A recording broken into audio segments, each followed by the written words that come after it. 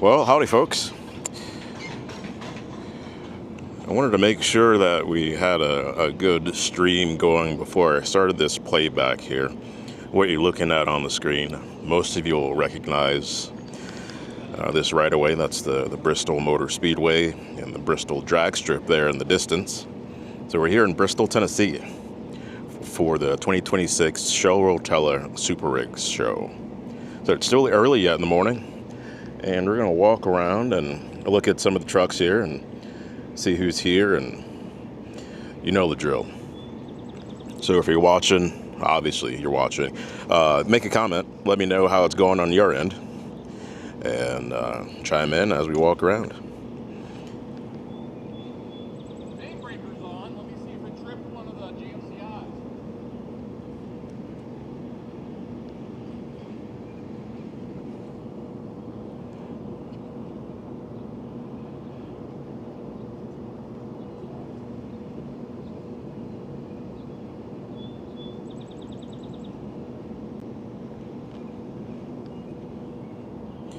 Good morning. Thanks for tuning in. As you can see, it's overcast, and the forecast for later this morning is rain. So Mother Nature is going to do its thing. So we'll see if we can get a little closer. That way the camera can compensate for the subject in front of it and not the sky. And some of your folks are tuning in here, so I appreciate you. Good morning. All right, glad it's looking good there. Rockingham, I would like to think that's not very far away. You're welcome, sir. So we're going to start here on this row and work that way toward the Coliseum or toward the arena, speedway, track, whatever you want to call it. Then we'll double back and we'll hit this row here.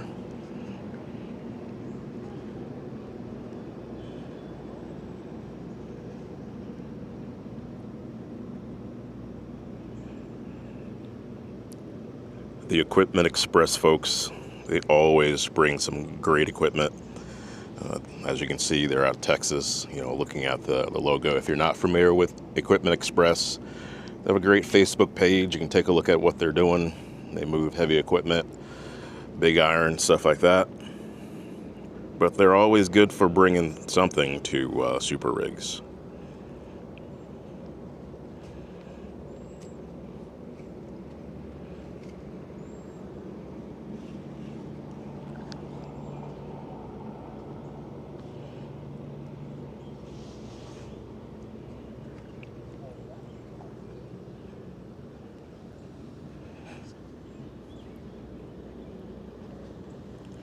Once we get to the end of walking around all the trucks, I'll have a playback from last night of the light show. So you guys will get to see what it looked like here last night. So stick around for that.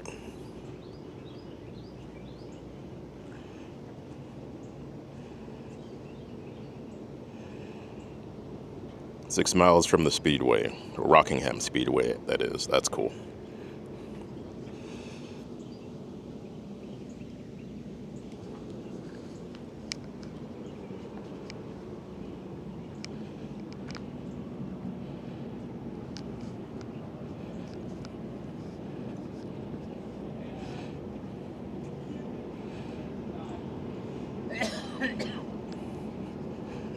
Good morning.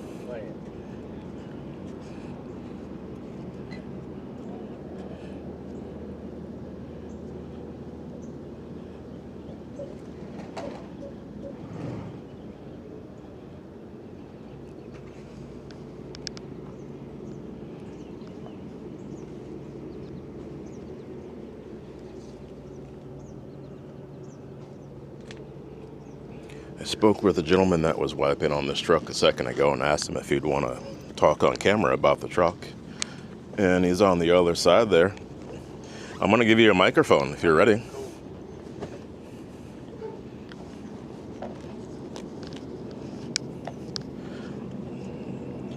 All right. Yeah, I'll put that on if you don't mind.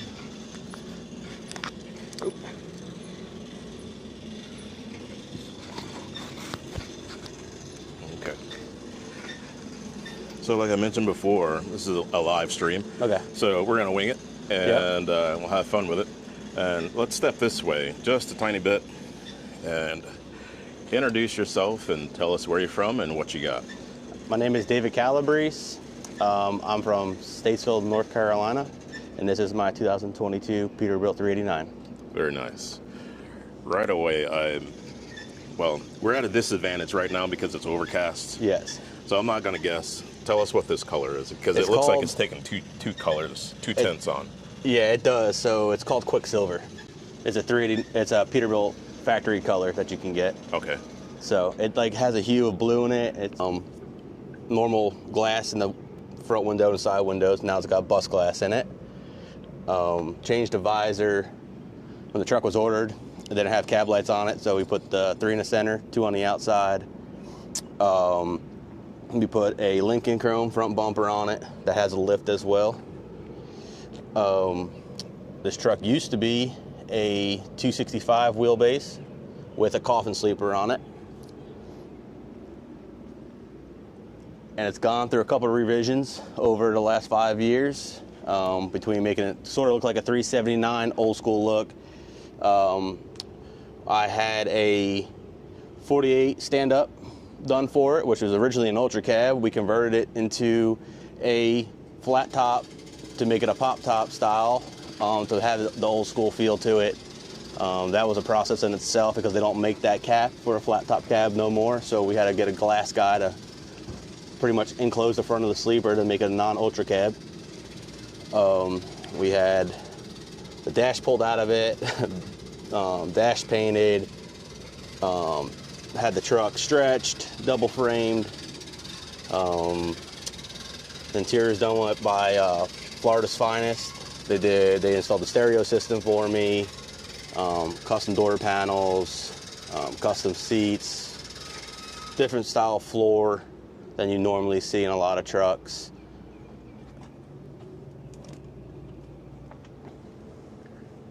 It's got like 5,000 watts of stereo, nothing too crazy.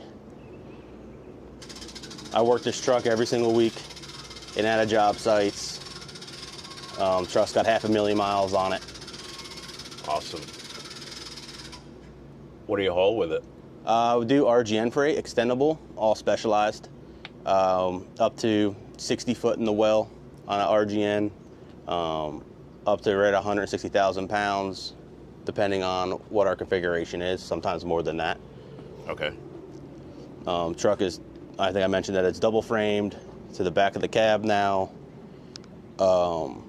We put a pusher on it. It's got Performance 40 rears in it. We put bus glass on the back of the sleeper to tie it into the front. I ordered some king shocks for it, so those are custom ordered. You can't just buy those off the shelf right now. So how do those perform as opposed to what's typical? I mean, I don't know. It's hard to say because the roads are so rough and it's a 4-axle truck, so it kind of rides rough as it is. So, I mean, I'd say it rides a little bit better, for sure. But the plus side is you can rebuild those. You can't rebuild a regular shock that's on a sleeper truck, you know? Okay. So where do you typically go? We go all over the United States. Currently, we're going from Illinois to Pecos, Texas, each and every week. And we'll do some other odd stuff, but usually we'll do the Illinois to Pecos, and that's a run we do every weekend at job sites in the dusty areas and stuff like that. So it's a lot of work to keep this thing where it's at. Absolutely. You did a great job getting it cleaned up. Thank you.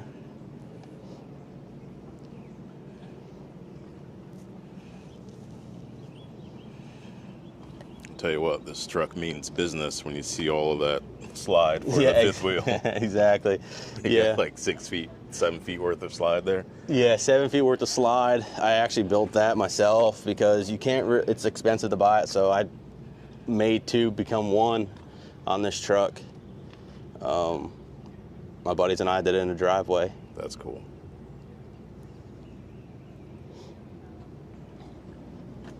This motor is also paint matched to the truck. We can lift the hood. You can see that as well. Sure.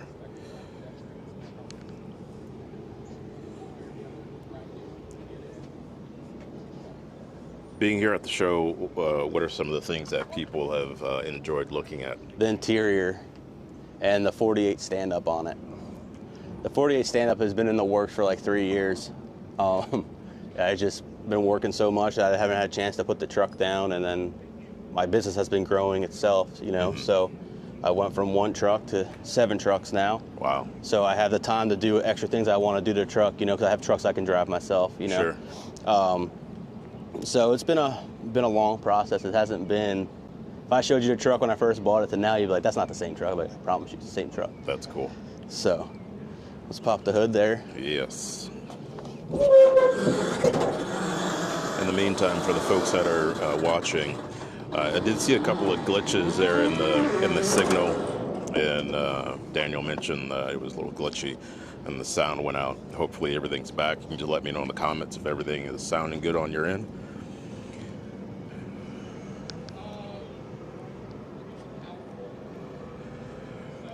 Very nice. How long have you owned the truck for? Since brand new. It's Okay. a 22. Nice. Yep, I bought this truck new in 22 from Semi-Casual. They did a bunch of stuff on it from the beginning, and then pretty much everything they've done, I've pretty much changed on the truck, so nothing's the same. Okay. Because like there's a YouTube video of this truck as well, because the truck's Okay. name is Silver Dollar, so you can Got it. actually check out the original build on Semi-Casual's page. Okay. Nice.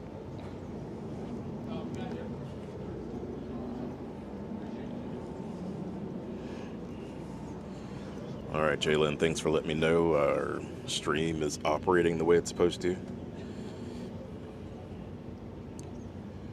Any future plans for the truck? Future plans, I would like to do a firewall cover eventually, but right now I think it's where I want it to be. I don't know what else I would change, to be honest with you.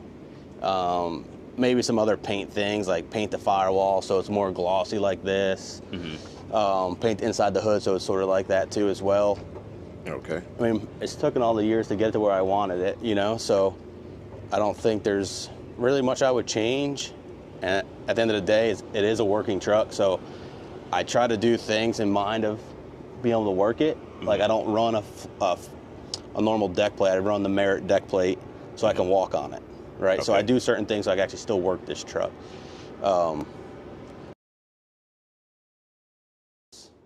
Really it. I mean, it's been a for sure process. I could say the least. It's came a long way. That's good. Very cool. Well, just so I can get the spelling right on your name, spell your last name for me. Calabrese. Calabrese. Awesome. Awesome. All right, man. Enjoy the show, Yes, sir.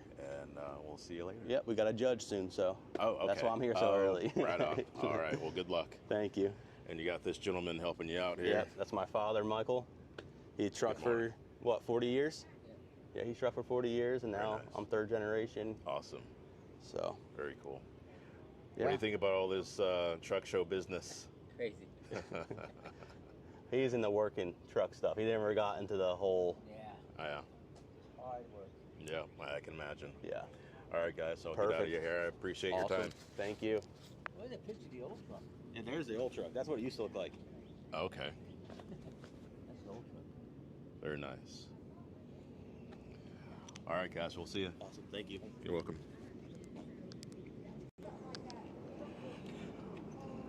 All right, there's on the stream. I saw that glitching happening again, so I switched over to input number 2. So let's see if input number 2 is gonna function the way it's supposed to. All this technology stuff. But the great thing is I'm running a recording, so for all the standout trucks, there'll still be some sort of recording going online. You guys get to just see everything live right now, so I appreciate you tuning in. Just situating some things here.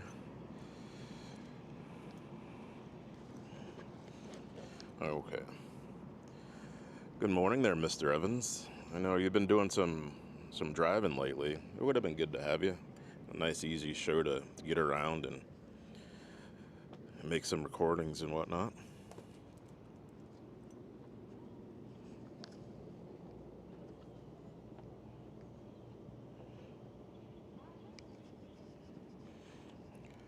Good morning.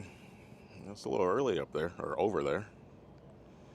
You go over and go back and say good morning to Mrs. Novosad. Good morning, Crystal. How are you?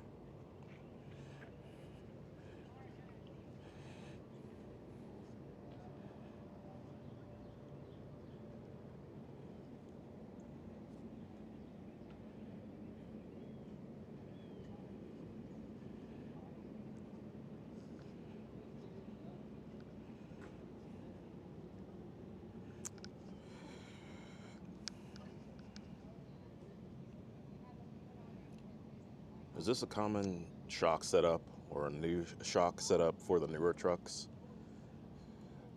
I've not seen that before, so someone let me know.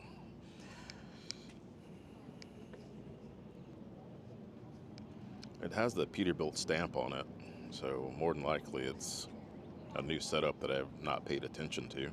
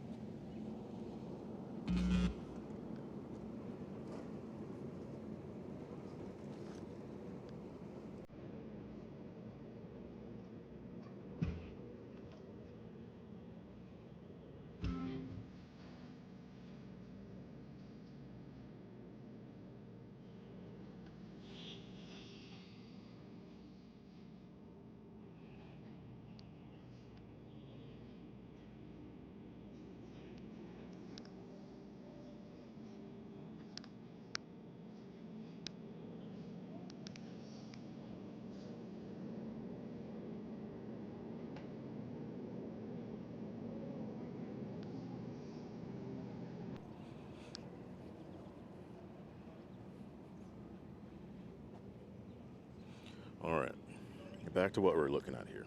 So a great interview is coming of this truck and the young lady that put it together.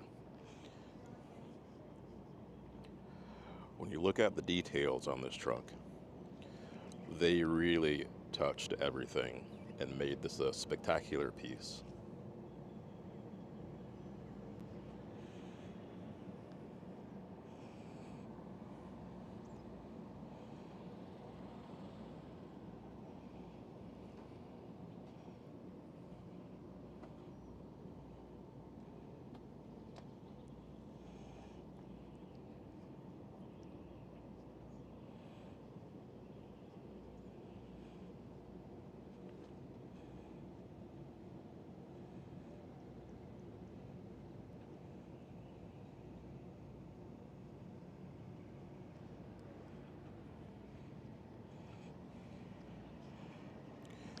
Good morning, DW.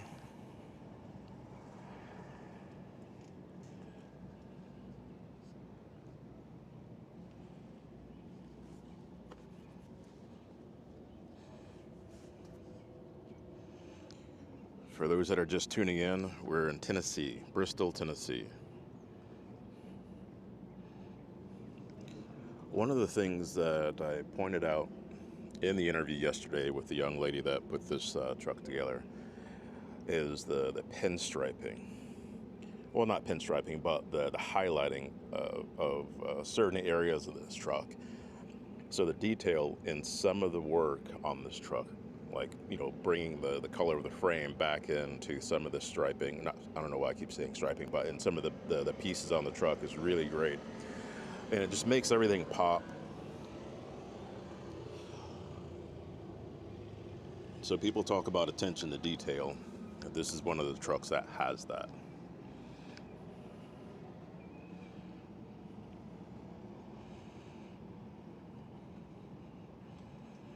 Also, there's a great backstory on why the truck is named Hector. Just for the curious, it's a throwback or nod to the gentleman that built race cars for the family. So when the interview does come out, you'll get the full explanation of that.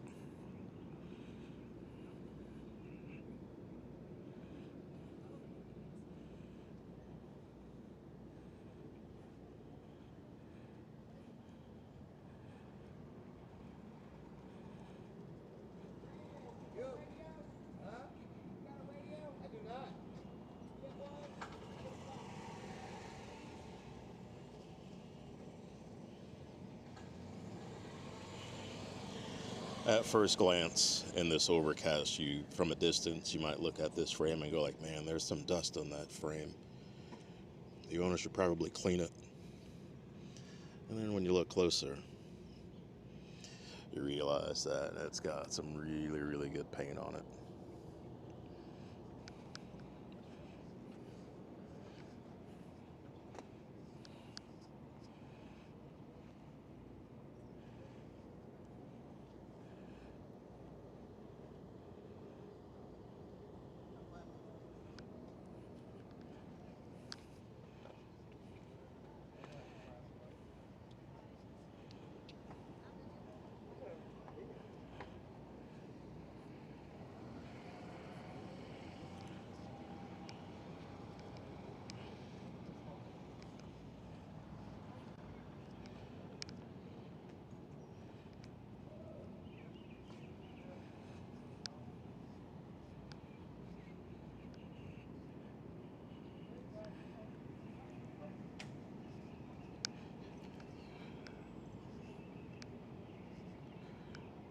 These dump trucks have been on the channel once or twice. They are from Virginia. I had to cheat and look at the door, but not very far away.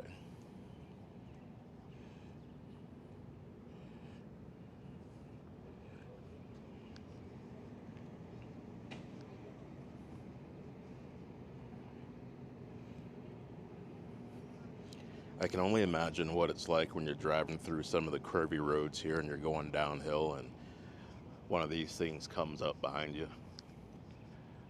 It's one of those moments where you got to really wonder if your brakes are... How you guys doing? Good, how are you? Doing well. If you should brake or should you speed up?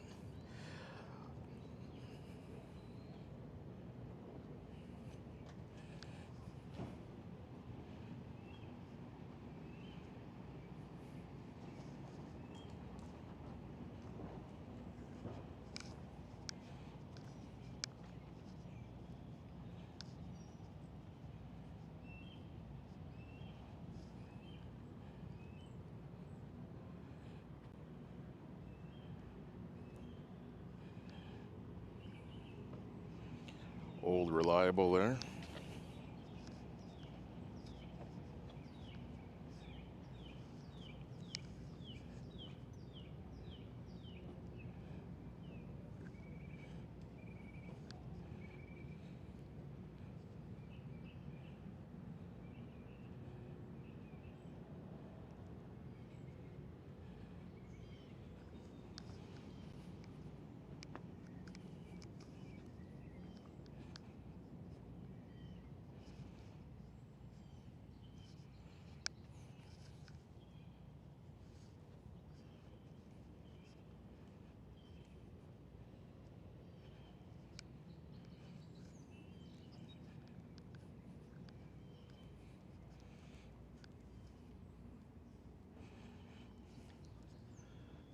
Oh, there we go. I was wondering if there's some badging, some custom badging to match. There we go, right there.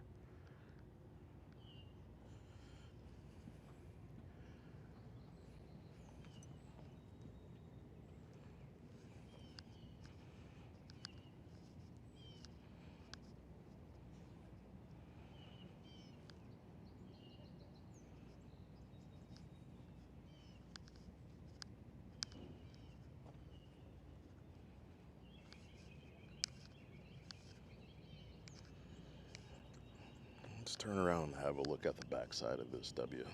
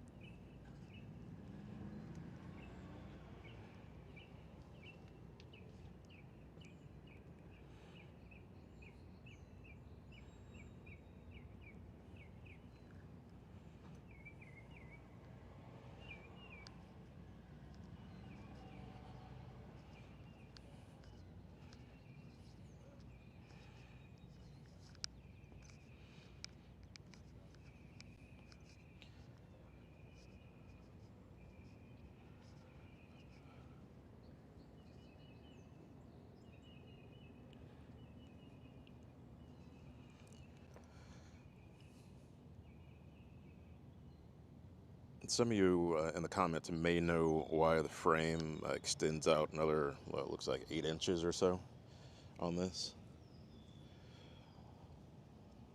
On some frames or bodies, like for, what do you call it, concrete work or whatever, they'll have the frame come out and there's a pump or something on the front side. Why would that be like this on the Superliner?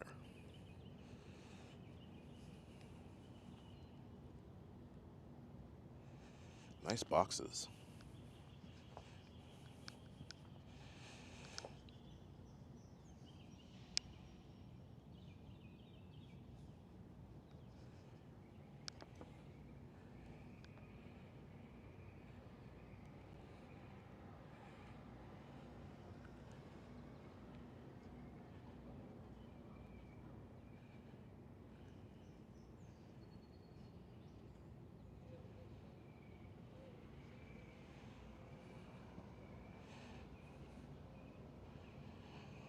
Of course, that was the first truck that was on the stream. And we'll be coming up to the other truck in a little bit.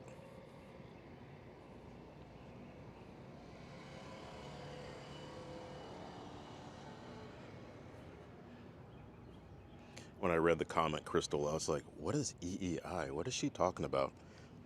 I knew it had to do with you guys. I had a brain fart for a second.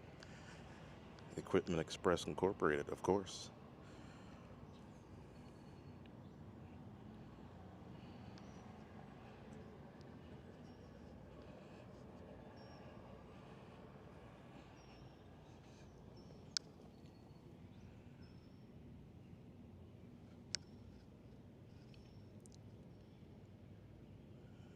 Looks like they retrofitted these steps to work on this frame. Later in the day, I'll circle back, so I'll have a question specifically about those boxes. And I don't think I've been under a rock to not notice any other Superliner with them.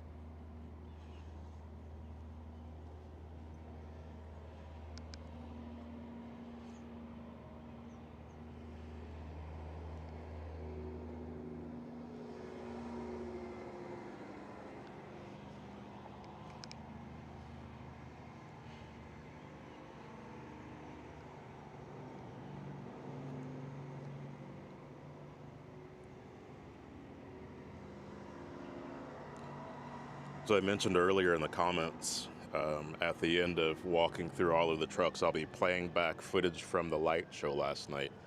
So I walked through the whole light show, so you guys will get to see all the trucks lit up as well. If you can't stick around to then, you can always come back and watch the playback. But for those that are invested in what's going on here, just know that the light show's coming up.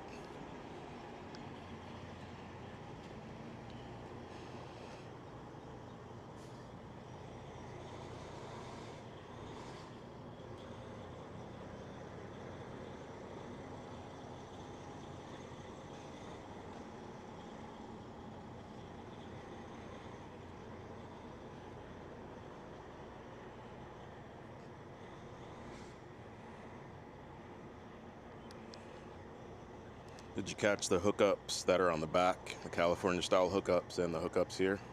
Well, that's pretty cool. We gotta walk over there and get this truck that just pulled in on camera. They may have been judging, or at the judging area. Although I didn't see anybody up there. Or they could have just gone home for the evening. We'll see here in a second.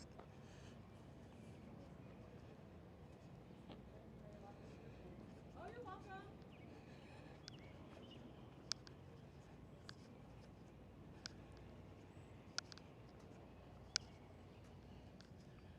You forgot to. I literally was signing to check it out, and I was about to like. I think 3 years ago, I had a conversation with this gentleman about this truck. Don't quote me on that. It may have been 2 years, but it was at Tony Justice's show, which is not very far from here where that took place.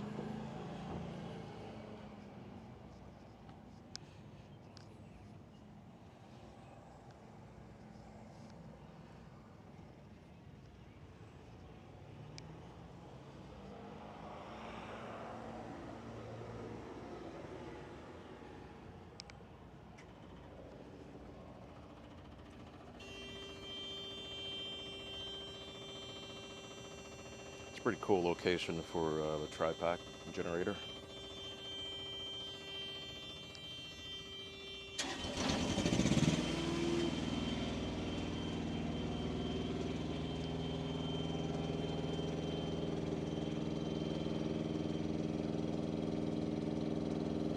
Since the door's open, let's have a look, shall we?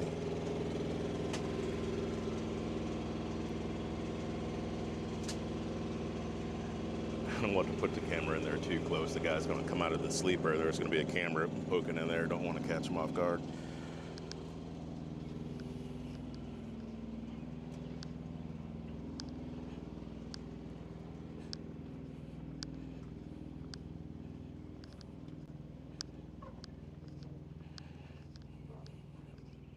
Oh my is right, sir.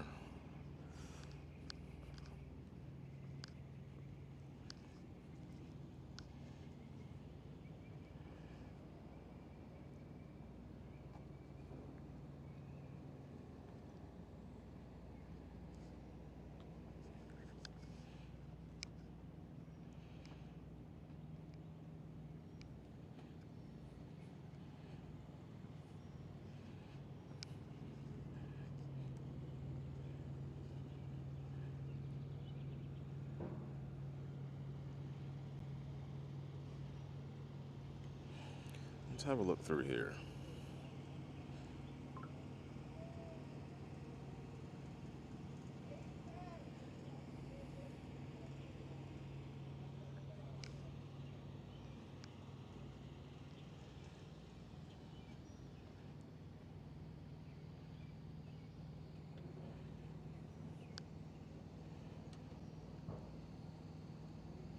Any guesses on what would go in those holders right there? Nitrous bottles, maybe?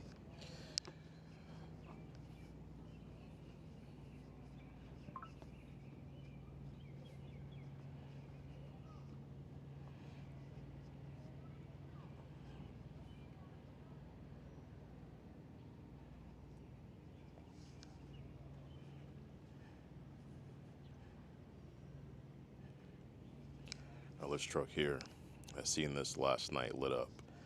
Well, I'm sorry. Aiming the camera at one truck while talking about another truck next to it. Let's slow down a second. Let's get through this first. Got a little excited.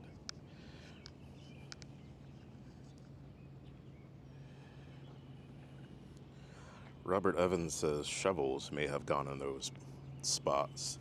Those are pretty big brackets to hold the shovel, sir.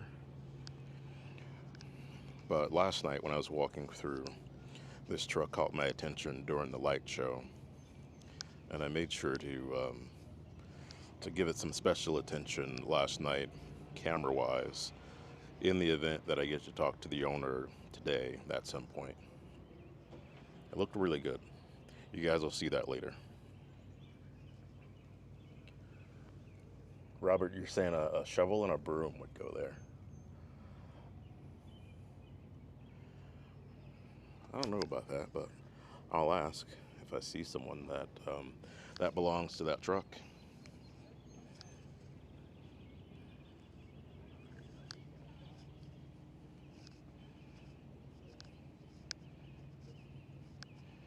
Good morning, gentlemen. How y'all doing? Doing all right. Now, you guys are perched in between both of these trucks here, so I'm curious which truck you guys are responsible for. That's my son's. Okay. This is mine. Okay. And this is my grandson. Hi, how are you? Good, how you? Doing well. I seen the interview you did with Bob Spooner. Yes, sir. That was classic. Yeah, he was a great man, and I'm glad others felt the same way about him. Yeah, he's something else. Yeah, sure was. Story of his life, man. Yeah, absolutely. How long before your son will be here to talk about this truck? Unless you want to do the work for him. And your daddy. Yeah, Jeremiah. I owned Wolf Motorlines, had them green and white gas hoses. Okay. Well, Back in 2010, we won Best of Show in the mileage bobtail at Louisville. And Okay. then 2011, we took that Legacy Class B back apart. okay. He redid it and took it over the top, but I let my son. I incorporated that Wolfpack custom trucks back then. Okay. And for him, it'd be stolen valor if I said I built them. I just wrote checks, and maybe opportunity. I hear you. Just for full disclosure, I'm doing a live stream, and that's perfectly fine. I enjoy talking to all the folks. Would you mind talking about your truck on camera? Yeah, this is I'll give you a microphone to hold on to. That way the folks can hear you.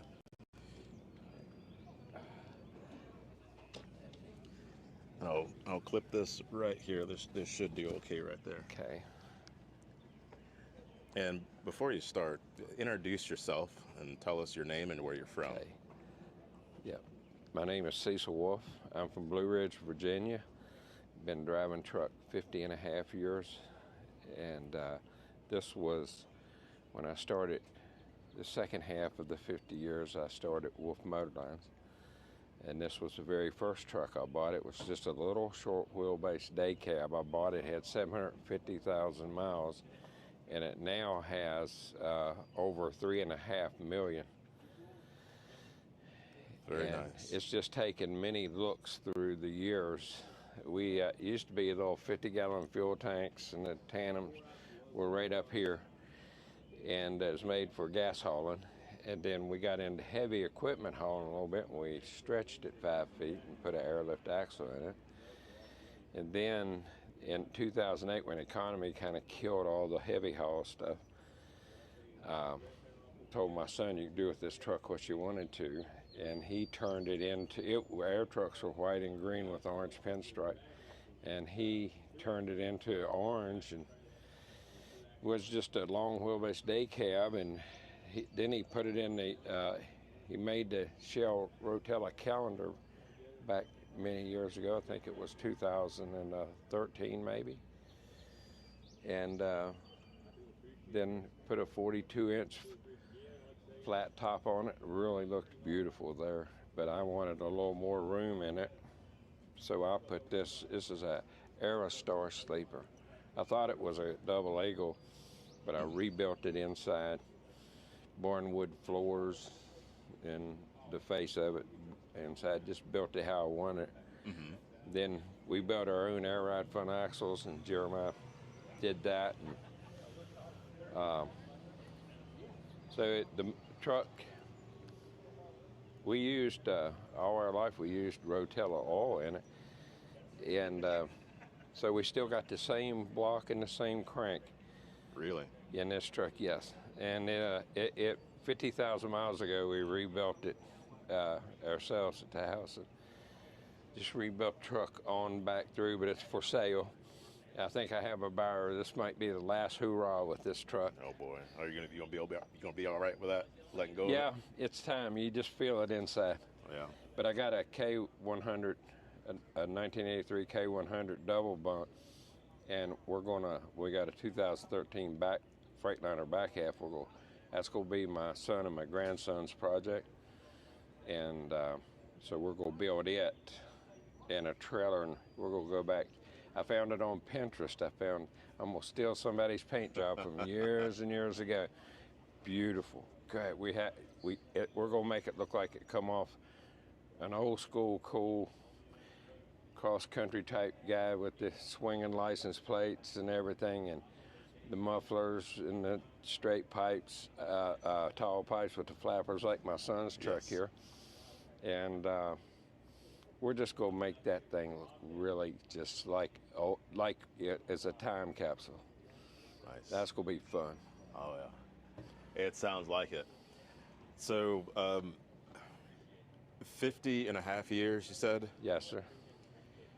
Tell us some stories from the first decade of driving. First decade of driving, you had to be pretty thick-skinned because the truck, so let's see, the first truck I drove was a F model Mack with 237 and a 5-speed. I actually did that with my dad when I was 16. My dad drove 42 years before he had a heart attack truck and died. And he taught me to drive. He'd only let me drive empty. He would drive loaded, and he let me drive empty. And the smells, the sound of the trucks, God, I love it. I missed that. It's a sickness. I wouldn't know how you explain that to someone. But I just absolutely fell in love with it, knew what I was going to do from a little boy. And then my first real tractor and trailer truck driving job was was a international cab over day cab. So I mean, just a small hit, no power steering, no air ride seat, had piston seat, no AC. They said it had heat. That was questionable if it had heat. And it was a 250 Cummins with a 10-speed, no Jake brake, naturally aspirated, no turbo, no nothing. And when you looked up the word slow in the dictionary, had a picture of that truck. But it was to me as a young man, it was the coolest thing in the world. Yeah. I was doing what I wanted to do. Where did you get to go with that? Where did you get to go with that truck? Run hard country, hard pulling. Run Virginia, mainly Southwest Virginia. Run some North Carolina, and we run all over the state of West Virginia. And we run Eastern Kentucky.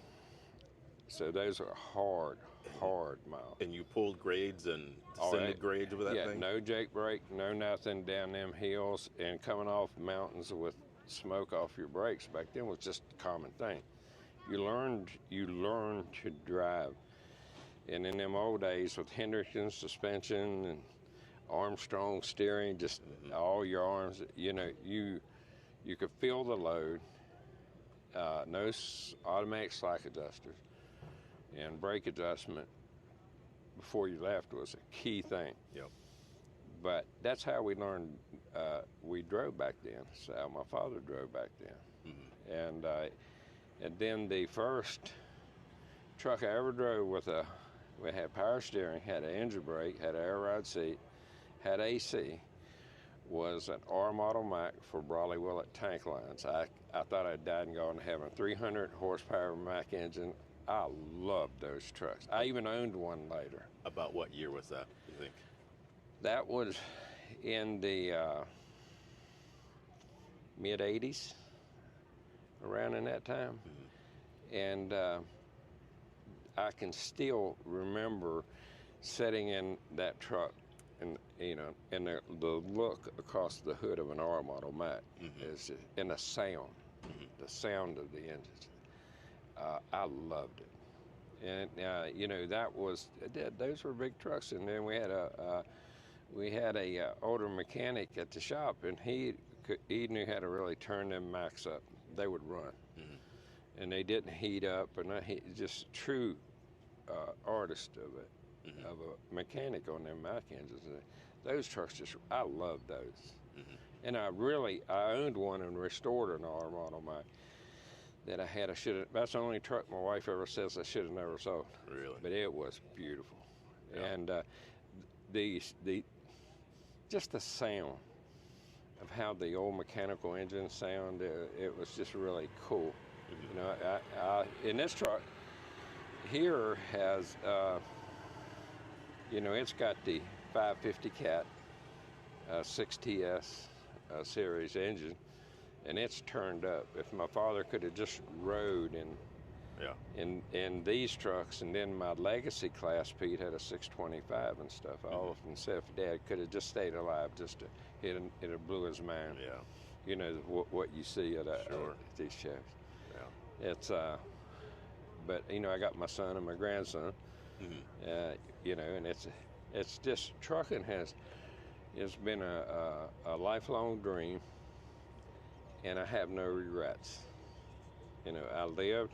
Psalm 37 verse 4 says, "Delight yourself in the Lord, and He gives the desires of your heart." It's on the back of my sleeper, and He did give me desires of my heart, and so I have no regrets at this stage of my life. And now watching my grandsons come up, it's just going to be my son and 4 grandsons working on this. That's awesome. This cab over. So it's been good to me. I've been blessed, you know, get to do this. That's going to be great. What advice would you give to some of the folks that are starting out when they're in their first year of trucking?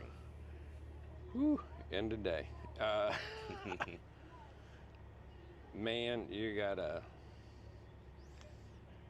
be very frugal. You gotta be wise. If you could find an older truck driver that's done this and sat down and just pick his brain. And I was fortunate when I started Wolf Motorlines, had to start with 7 trucks when I never owned a truck. So I started with 7. I didn't have no operating capital. Harry Norris had owned Howell's Motor Freight, sold me some old 377s he was going to trade in. He financed them for me. John Martin had owned Martin Transport, sold me some CH Max. He was a friend of my father's, and he turned to be a real mentor to me. And, you know, Bobby Burkstresser at owned White's Truck Stop bought this truck when it was a day cab, and the mate to it, at 500 Detroit, and said, "You just pay me when you get some money." And it was old school guys helped put a young man into owning his own business. And the day 7 gas tankers rolled out, where I took over a company that I was working for, they were getting out of petroleum hall, and I took it over. The night the trucks rolled out, I didn't have money to pay my drivers or buy fuel. Wow. And, you know, we grew the business, grew into Wolf Truck and Trailer Repair. We did tank test, pressure test. We grew. We had Integrity Trailer Sales, Wolfpack Custom Trucks, and hard work. You got to be thick-skinned, and you got to be laser focused, and just refuse to quit and give up. But you gotta find somebody to try to help you, mentor you, you know, through it. Yeah. I gave John Martin my P&Ls every month for a year to look at them, and I told him to be brutally honest. If you see me doing something wrong, you come tell me. You got to stop this, got to stop that. And you find there's good people still out there. Yeah. Good people will help you. Okay. Are you volunteering to assist and mentor people? I try to a degree. I don't want to give anybody any wrong advice, because I know I'm not a rocket scientist, you know. But, you know, I have tried to help and not discourage, because the guy that you're talking to and you're trying to say, maybe you ought not do this. Well, I was a candidate for you ought not do this. I was a big candidate for that, because you never know, he might be the next genius at this type business, you know. So I tell them, you gotta follow your heart. Yeah. You have to follow your heart when everybody else is telling you to quit and give up. I was told that many times. My first CPA said I went to see him one time just to ask some advice because I was very poor in the business aspect, Right. the bookkeeping and stuff. And he said the best thing you could do is just sell out now while you can get out of it. And I remember I looked on the wall and he had a Bronze Star medals in Vietnam. So I walked over to his wall and I pointed at that and I thought, a man of your stature, I figured you'd have a little more spine than that. And I walked out. And that was the last business dealings I ever had with him because I refused to quit. Right. So, but do you find someone to ask questions? And there's times the load gets a little heavier on your heart, you know, and just have somebody to talk to. And I love, you know, helping people. And so, you know, but I was fortunate after all those years, still finished with my name on the truck, you know, so I quit on my terms, you know what I mean? Yes, sir. Absolutely. Well, I appreciate you talking on camera. I see over your shoulder your son is back here with us now. Why don't you introduce us to him and give him the hot mic? All right. Let's see. Good morning. Good morning, how are you? Doing well. This is my son Jeremiah. He was polishing wheels when he wasn't tall as a tire. And I don't think he's ever got over it. He built all our show trucks, and that's my grandson. That's Joel. How you doing this morning? How are you doing? All right. Well, thank you for your time on camera. Thank you. I came through last night and I was checking this truck out during the light show. And just like your dad was mentioning, some of the sounds of trucks just takes you to a different place. So when I was walking up, I heard the flappers going. Yeah. And I just had to stop there and just take that in for a minute and just listen. And just the sound of the truck, the look of the truck is great. So let's walk out this way if you don't mind and tell us about the truck. We'll start from the front and we'll go around the driver's side. All right. This is a 2017 389 glider. The company I work for is Brown & Son Towing and Hauling out of Salem, Virginia. They give me I had the pleasure of speccing my own truck. He told me to sit down, spec what I wanted, and he ordered exactly what I put on the paper. He looked at me and frowned at a few things, but he ordered exactly what I wanted. We got it straight from Denton, Texas to our shop. We built the whole truck in our shop ourselves. The only thing we did not do was put the stripes on the truck. We sent it to a vinyl shop that does all our lettering. They put the stripes on it. We built the motor in-house. It's got a 6NZ Caterpillar. Nice. We put it's got RLK visor and then breather panels on it. It's got 12 gauge cab and sleeper panels. And then I've put every light on the truck is now Legendary Extreme from 4 States. We airbagged the front end. I put the factory Peterbilt air ride front springs under it, airbagged the front end.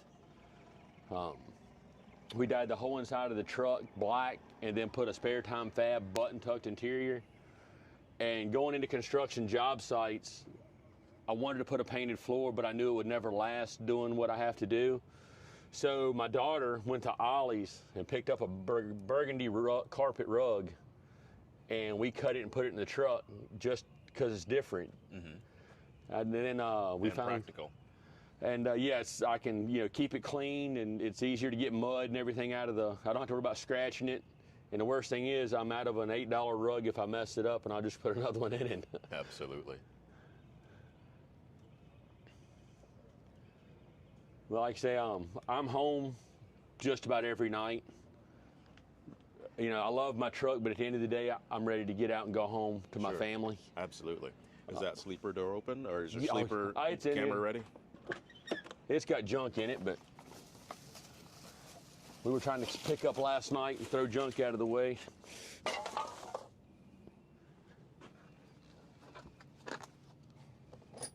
Oh. Yeah, the inside of the sleeper's nothing special, but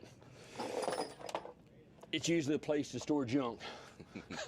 Well, that's true. With you being home just about every night, you don't have to really utilize it as much. Yeah, I mean, we got it, so if we get to a job site and we have to wait, Yeah. You know, we got somewhere to stretch out, or if we do get caught out overnight with the oversized and can't make it back in because of daylight, you know, somewhere just that we can camp out and spend the night. Sure.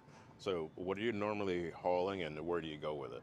We normally run Virginia, West Virginia, North Carolina, about a 3 or 4 state radius of Roanoke. Okay. I usually pull a 4-axle lowboy every day hauling construction equipment. And then we have bought an 8-axle lowboy that I've been pulling a whole lot. Matter of fact, I pulled a machine Wednesday and we were grossing right at 220,000. Nice. But like I said, we put Talladega fiberglass fenders, and of course we painted them and mounted everything in-house. And then I made the my airline and hydraulic line holders out of stuff I found laying around. It's a piece of black iron pipe. The 2 U-bolts are for U-bolts off of a headache rack, and one's off a front spring. And Nice. we just bent it up and made it, and it's working. That's great. Now, what is it like growing up with your dad and getting into trucking? it's been fun. We've had a lot of fun. We've had a lot of fun building trucks and just trying things that people said wouldn't work. And we've made it work, and we've built some really cool trucks that we've won awards that people only dream of winning. When we went to Matt's in the limited mileage combo, we swept every award in the whole class. We won everything, and not many people can say they went and won everything in the whole class. And we've showed up and we've won every category in the whole class. And we've never went to Louisville, which to me is like the SEMA show for big trucks. Sure. And we've never left without hardware. Nice. Now, the awards that you're talking about, was that with this truck here next to No, us? that was with a Legacy Class Peterbilt. That was my dad's truck. And we built it with a bottom dump trailer. Okay. And it was in 2010. Okay, so that would have been before I came on to the Yes. custom truck scene. Yes, in 2010 we went there, and we swept every category in 2010 in limited mileage combo. That's cool. And then we went back the next year with the same truck, but we repainted it, and we just went bobtail. We finished third that year, and won best motor That's cool. in limited mileage. And then that year, which I can proudly say, every year we drove the trucks to the show, and everything else that we competed against were hauled. And we drove it in the snow all the way there. And everybody knows Louisville, it's white gloves, so we Sure. spent the whole entire week underneath the truck scrubbing. That is cool. So the cab over that your dad was talking about you guys building, Yes. we'll be looking forward to seeing what that's going to turn out to be. And Absolutely. hopefully we'll see it at Matt's or any other place around here, right? Yeah, we're gonna give it a shot. Like I say, my son, that's his, what he's claimed is gonna be that's his truck. So we're gonna build a pretty wild ride out of it. That's for sure. Right on.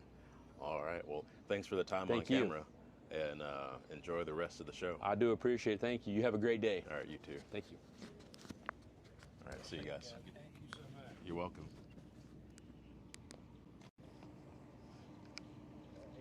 We also told me, he said, you down in Carolina, they fuck something there. He said, try to find us.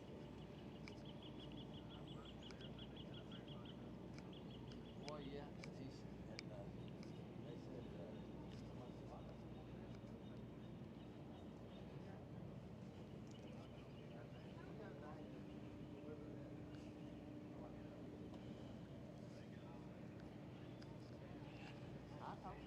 Mr. Millsaps is sitting there. He's on the phone there, and I spoke with him about 2 years ago.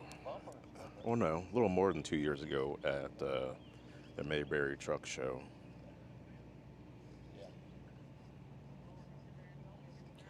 But I have a feeling that a lot more has been done to this truck since we've seen it last, or at least when I seen it last up close. oh, okay.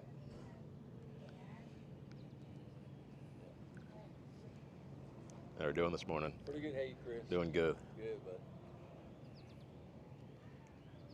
Have you done a lot more to this truck since we interviewed? I am. Okay. All right, see you, bud. Yes, sir. Will you mind if I give you this microphone and you point out some of the, well, what the truck is for those that haven't seen it, and then some of the things that is new? We'll put the, yeah, we'll put that right on top of your pocket right there. It'll be perfect. Thank you. I don't know if I turned it off or not. Got to push on top of it? Oh, yeah, right here. There you go. Oh, I'm sorry. Yeah, that's good. Introduce yourself and where you're from. Okay. I'm Ronnie Millsaps from Statesville, North Carolina. And It's, what do we got here? it's a 69 Peterbilt 358A. You know what? I'm going to start the recording again. We Yes, got a sir. live stream going, but I'm going to start the recording so that way we can take out this Okay. recording and it can stand by itself. So Yes, introduce yourself and where you're from. Okay. I'm Ronnie Millsaps from Statesville, North Carolina. And this is a 1969 358A Peterbilt, a 335 Cummins, 6 and a 4 Spicer transmission. It's a beautiful ride. I appreciate it. I think that's an understatement. I've seen it before, and just like I asked you a second ago, when I looked at it last night, it seems like there's some additions Yes, to sir. the truck. We tried to make some upgrades on it. I don't think we had the engine painted white the last time. Maybe you've seen I don't think it. so. We poured it out and done a lot of chrome stuff on the engine, and Very nice. we just painted under the hood about a week ago, and had it pinstriped down the middle up there, and we put a new radiator core in, put stainless on the side of the radiator, stainless under the hood on the braces, and just trying to cover up some years of deterioration on the truck. It looks great. Thank you. How many miles is on the truck? Chris, it's only showing like 600 and something, but Lord knows how many times it's tripped because it's worked years ago, but we don't work it now. To go into the interior, it also looks like there's been some changes or upgrades in the interior, or? When you seen it last, I don't know if we changed the floors in it. It had wooden floors in it before. Okay. And that's aluminum, and we painted it, and we did the chrome the steering column and all that. Done the orange vinyl on the firewall there, and it was black up there. And the door panels were black, and we changed that to orange stitching on it. My wife and I put all the orange buttons in it. Nice. Okay, so I wasn't seeing things when I came by last night, and I peeked in here and I thought to myself, this looks completely different. It looks great. I appreciate that, really do. We just, it was dirty around the doors, and we couldn't get it clean, so we just repainted around the doors and stuff. Okay. And we painted the frame right before we went to Mid-America. And it was all black underneath back here, and we painted it orange.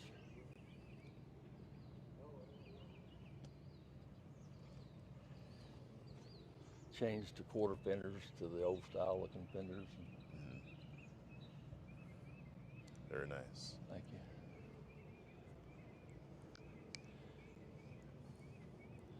That boy, he pinstriped the auxiliary transmission down there. I sure did. Let's get the camera down there.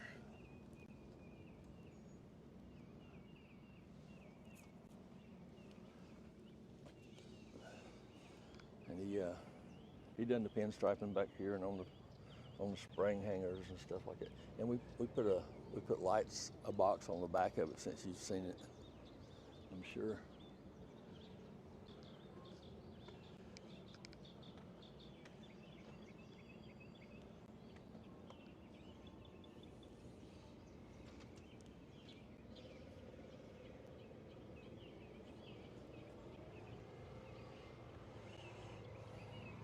Do any camper hauling with this?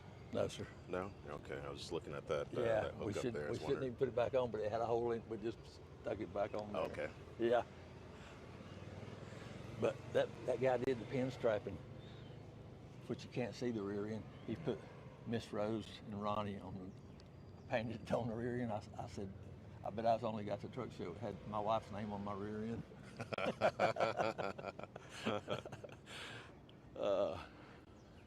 That's cool.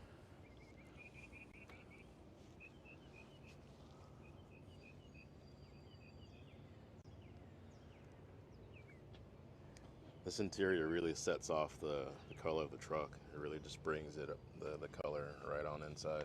And I'm not patting my back or nothing like that, but I got a buddy that does hot rods. Mm-hmm. I told him we was going to put the orange buttons. It didn't have any buttons. And so we incorporated the orange buttons. He said, I wouldn't do that. I said, I think I will. Yeah. I'm glad you went ahead and did it. Yes, sir. But it's only buttons, so it's like it's not like you're gonna lose a whole lot if you don't like it. You can just pop them off and put something on there. But what other color would you put on there now that they're on there? You know? Well, see, it just had the gray buttons around the edge, and so we just took a little knife and made a little slit. Didn't cut the string and just go in between it. Mm-hmm. When we had all the interior out of it, and they're prongs, and you just spread them out. It's easy to do. Mm-hmm. I couldn't have done it if it wasn't easy because I don't I don't do upholstery or anything. Sure.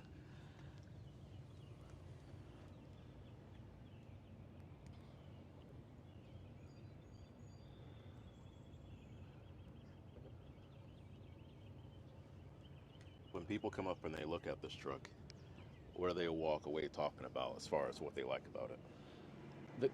Mostly the color is a big thing to what I hear most of them say, and the engine, the chrome on the engine and stuff. And last night we had a lot of people complimenting on the lights. I mean, we've got quite a few lights on it. It's nothing overboard, I don't think, and they really like the lights. It drew attention last night. Yeah, it really did stand out. And were those spotlights there as well? They were. Okay. Yes, sir. But did they have colored lights in them? They did. Okay, maybe I just didn't see it at night when I was Yes. at Mayberry. But that's a really cool touch. You know, I got some footage of it. The viewers that are watching live, you'll get to see the playback of last night's light show, and you'll see these spotlights. I like that colored look in there, or the colored lights inside the spotlights. Yes, it's really thank nice. you. Yes, appreciate that. But I don't know how long that radiator had been in there, but when we took it out, I could show you them up on later. It looks like you could take your finger and just do it like that, and it would just come all to pieces. Really? And so we showed it before, and I told my wife, I said, that looks terrible in there. So, so we just done it for an upgrade in the looks. That looks great. Thank you.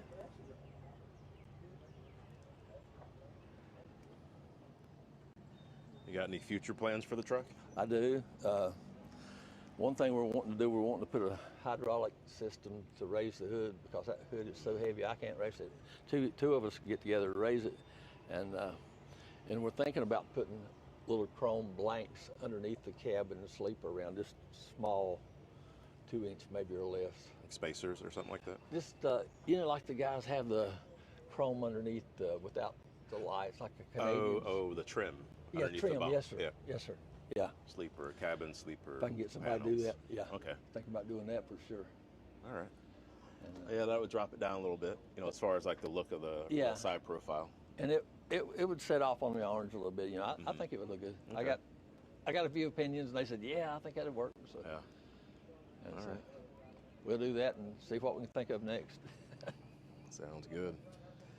And for the folks that don't know the name of the truck, we can see the tag down there on the front, but the name of the truck is? Carolina Crush. All right. And I left the sign at home, and my wife called and reminded me I left my big sign at home. Oh, oh boy.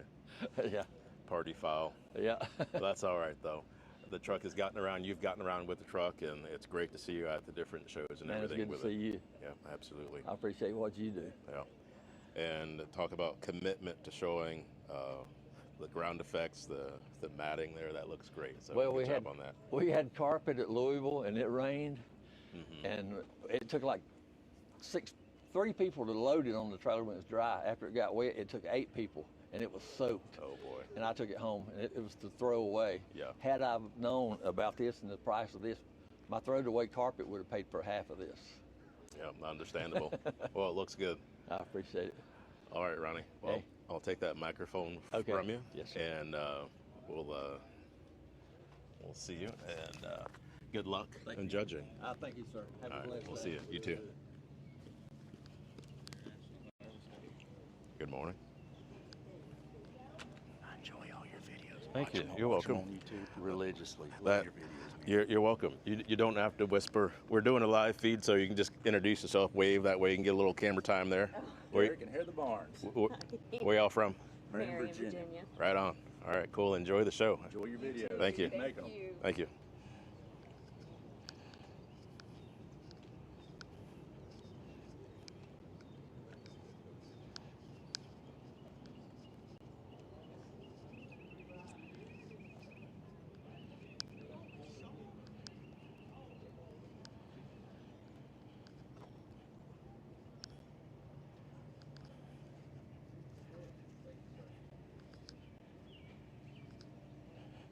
This might be the tallest sitting truck here at the show, or any show.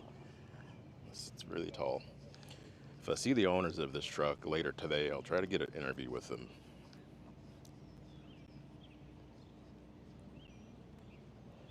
So we made it back down here to the other Equipment Express truck.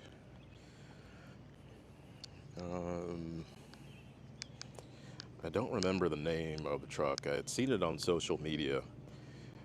If someone's watching and you know the name of the truck, go ahead and put it in the comments. It might be on the back of the sleeper, but good looking truck nonetheless.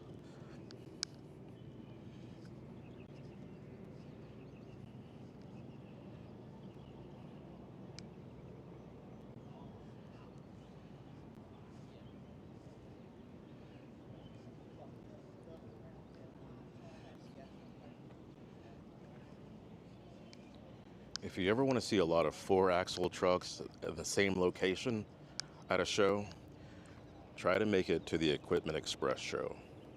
They hold it in May in Caldwell, Texas.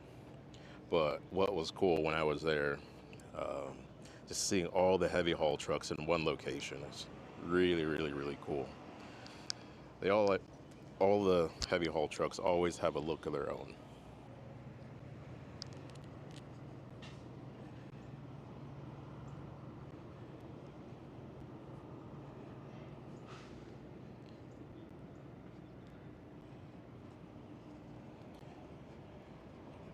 So what I'm gonna do here, I got 12% left on this battery that's on this camera.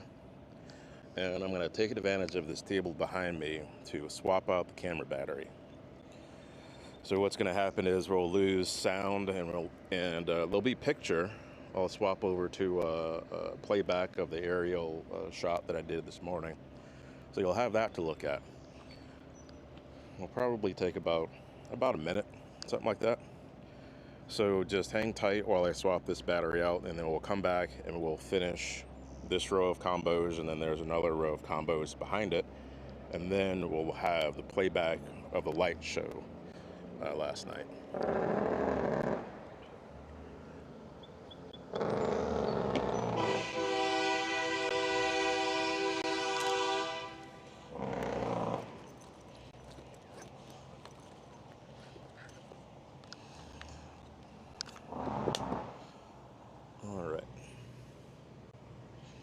All right, I'll see you guys in just a second.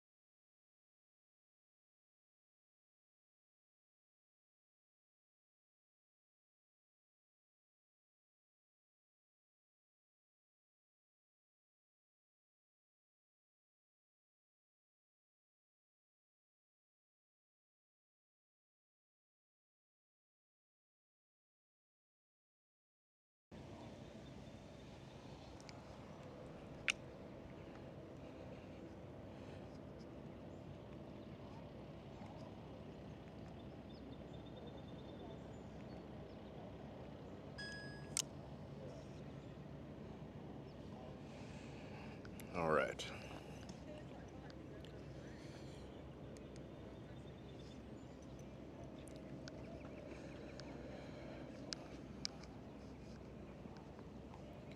It's great to see Mr. Barker in this horse hauler.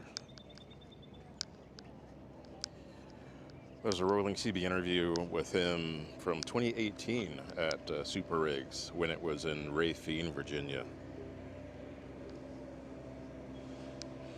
And going back to one of the comments, yes, the rolling CB interviews will be coming back soon, and a lot of you guys ask about them.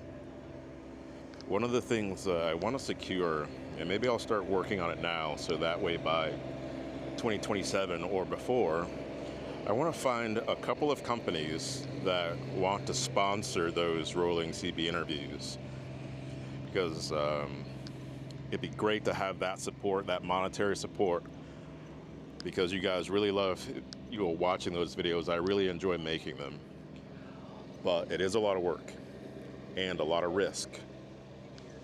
So when a lot of risk is involved and a lot of work is involved, it's nice to have the backup that you need, the monetary backup, the support, and finding the right sponsors that would want to put their name on those. I think it'll work out, be a win-win for everybody. Be a win for you guys because you'll get to see what you want to see. Good conversations with drivers all across the country. And when I do find the right sponsors, I will make it a point to travel to different parts of the country to create those rolling CB interviews. So you've heard it here first. That's my explanation for the rolling CB interviews and where they've gone. Usually around town, around Florida. I'll do some that usually around the Wildwood area because again, it's close to home base, and I can get that done pretty easily.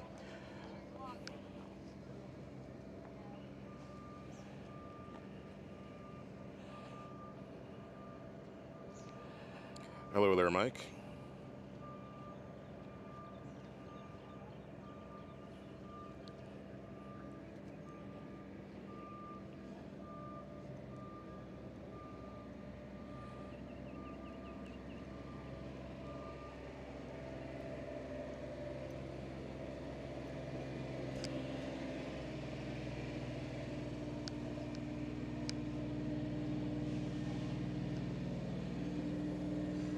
Look at that cute little watermelon.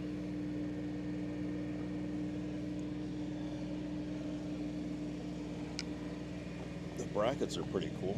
I've never seen them on brackets like that.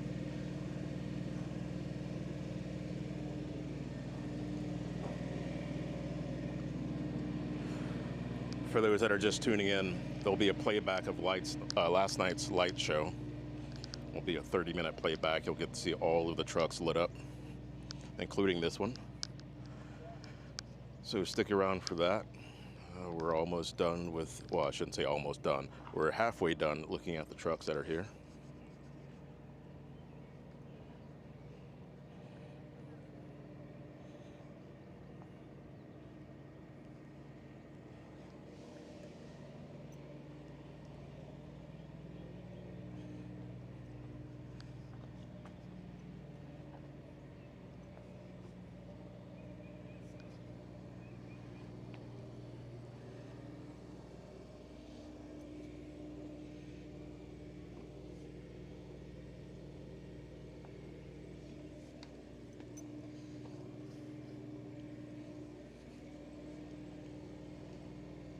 That's a little different. The hookups are on the back side of the fifth wheel, vertically.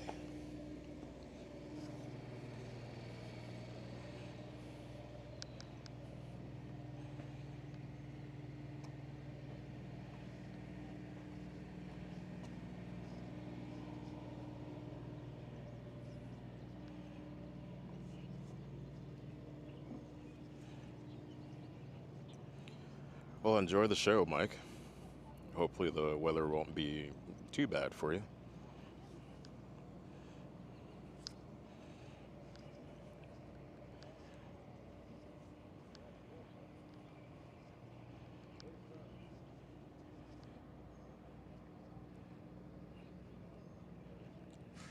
One other thing I want to mention about the rolling CB interviews. The process that I use for those, it's always been, you know, like as I joke, an ancient Chinese secret. You know, some processes that, you know, if you've seen me, you know, at a show, you've seen the car setup, you've seen what I use, so there's no mystery there. But that particular system was released, if I had to guess, 2014, I think. So that's a 12-year-old system. And one of the issues is that the battery, or the batteries that power the gimbal, you can no longer find them. It's almost impossible. And there's no replacements, there's no third parties, you know, batteries that are available. I've bought entire camera rigs or gimbals just for the batteries. And so those type of batteries, you know, they have a shelf life. Some of you guys are familiar with those type of batteries. They, you know, they get older, they get puffy, they don't hold their charge, or they don't take a charge. So I have two batteries left. I have two batteries left. And more than likely, they're on their last leg. So one of the other things I need to do in regards to the rolling CB interviews is, you know, come up with I think that would be the third generation of rigging for the rolling CB interviews. You know, there's some systems that are available. They have to be tested, you know, for the way that I would want to use them, and make that work. So in the meantime, I use some smaller gimbals to get rolling footage and stuff like that, but it's not the same. So that's another reason is I'll need to update the rolling CB interview filming system just so I can power it for hours at a time, not just, you know, 5, 10, or, you know, 20 minutes. It has to go for at least an hour to 2 hours. That's how long the other system would run for. So there's that useless bit of info. The truck that was here, I shouldn't say useless bit of info. It's very important information, but I was just poking fun. The truck that was here, I interviewed the gentleman yesterday, so we'll get to see the truck and the trailer in an interview on its own. And all right, so introduce yourself. We're doing a live stream there. Steve Pollock from Moving Out Magazine. All right, we're gonna do a quick Chris is tutorial. gonna give me some pointers. Yes, I'm gonna give you a microphone, Okay. and let's see, we'll clip that right onto the top of your shirt there. Yeah, right there. Yep. All right. And last night, Steve, well, give us a quick backstory on Moving Out Magazine. Well, my dad started it in 1975, and here we are 52 years later. Wow. So we still ship it out to truck stops for the drivers to pick up, and still do a print edition for everybody to enjoy. And you can see everything online as well. I didn't know the magazine was that old. Yeah. So what I'm other 68, so you didn't know I was that old either. what other magazines have been around that long, or if any? I don't think any. Okay. Maybe Landline. I couldn't really tell you. All right. Okay. Yeah. We saw a lot come and we saw a lot go. Yeah, absolutely. All right, so last night we were talking about the Osmo Pocket 3. So Yeah. let's go ahead and hold that up. A lot of you guys that are watching, or just in the general population of truck stuff, probably seen people walk around with these things. I was just talking on camera on the stream about using smaller cameras for filming and rolling footage. Yeah. This is one of the cameras that I would use. Oh, okay. Because obviously you can see how small it is. Yeah. This is the, I guess, basically the revised version of the original camera system that I used on the back of the car. Oh, that came out in okay. 2014, the big old thing that was, Right. you know, 30 pounds or however many pounds. All of that technologies have been packed down into this. But one of the things that you were talking about last night is that you want to be able to Zoom smoothly. So right now, let's see. You got a couple of things here. we're going to look at the resolution, your ratio. So you can go from a 1-to-1 ratio, which is like that square Instagram ratio. Okay. Which, do you prefer that? Yeah, that's fine. Because I just switched it to the 16:9. This is what you would typically see if you're doing filming. Okay. That's what you'd see on your TV. You know, it's 16:9. And to answer your question right here on this side, when you press that once, see how it switches over? Yeah. So that's the zoom function. Okay. And so now you can, made me a liar.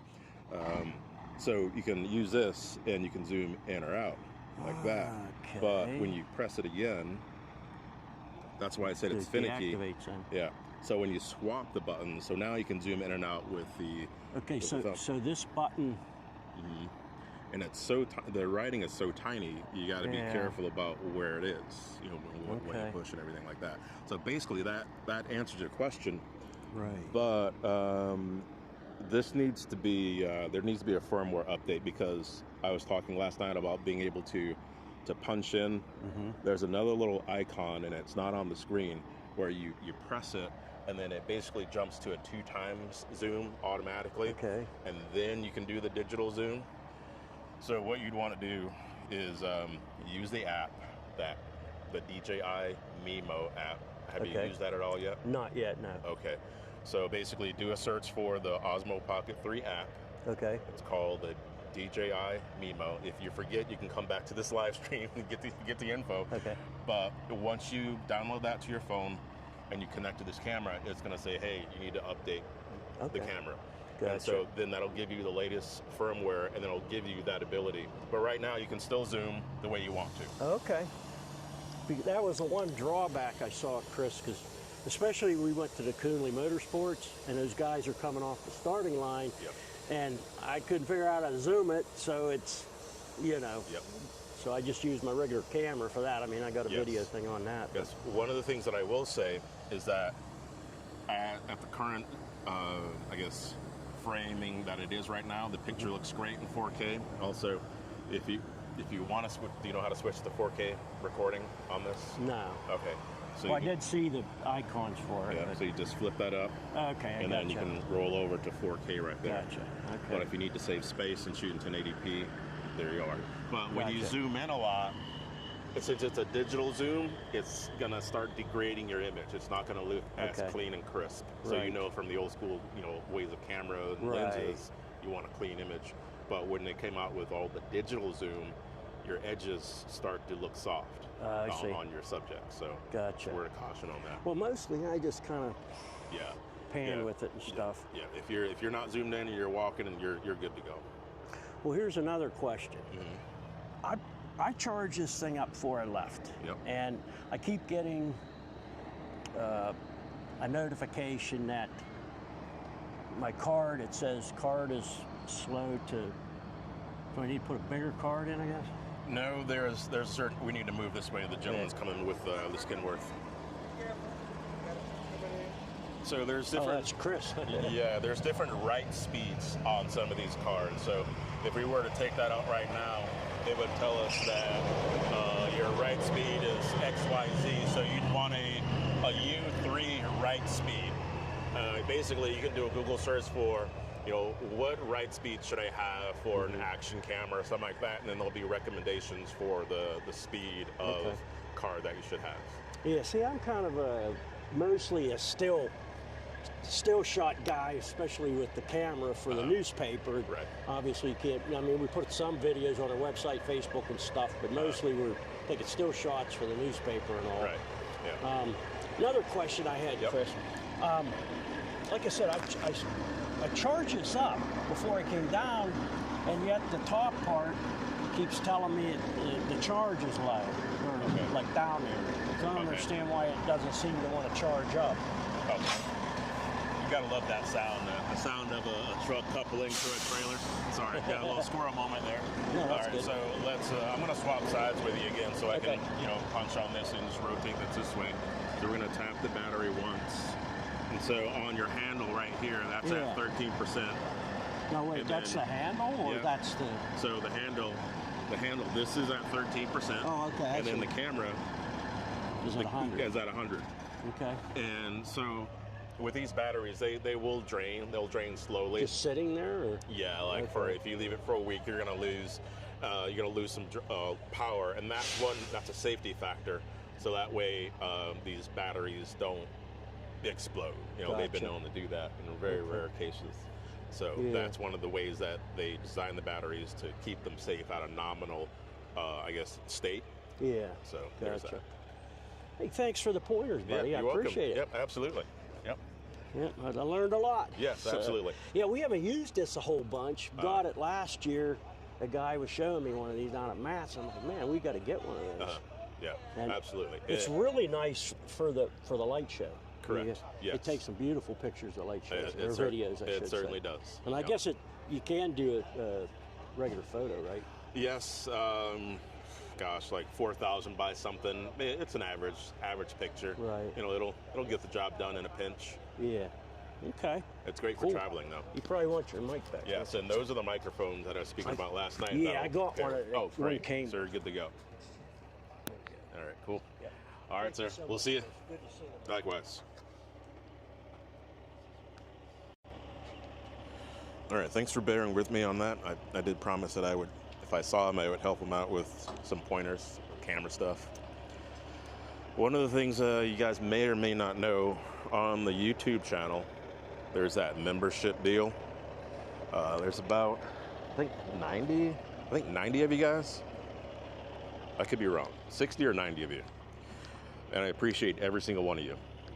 I got some really cool plans for that. The first thought is, in one of the membership levels, if you join that, if you ever need any advice for anything, you'll have access to, message me or call me or whatever. I'll talk you through whatever you need, technology wise, just like what I did with the gentleman here from Moving Out.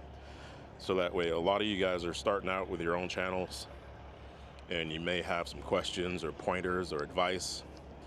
I'll give you my opinion on what you're doing and things like that. I have a couple of years of experience in that field since 1998 in video production, but that's one of the membership levels. But one of the other things, which I haven't mentioned to the members yet, the YouTube members, is that when I do a thing called a supercut. So in the world of video production, when you go out and you film, you got all your footage, you put it together. Some guys call it a supercut, some guys call it a rough cut, whatever you want to call it. But one of the things I plan to do is make that supercut available for the members to watch, because sometimes it takes me weeks or a month or months to get to some of the footage and the edits. So in this case, I plan on doing a stream of all the stuff that I shot from a show for the members only. So that way you can see what was shot. If you're curious about, who did what or what happened at a show, it'll be available. You can watch it, obviously. And then the edited version of the show or the interview or whatever it is would be available. So I'll probably put that into effect within the next couple of weeks.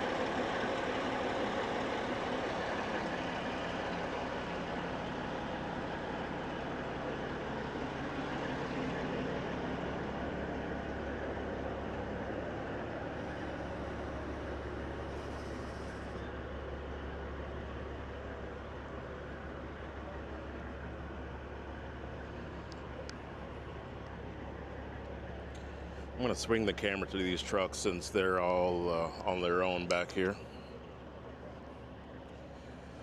We're in Bristol, Tennessee. I almost said Bristol, Virginia, although there is a Bristol, Virginia, but this is Tennessee.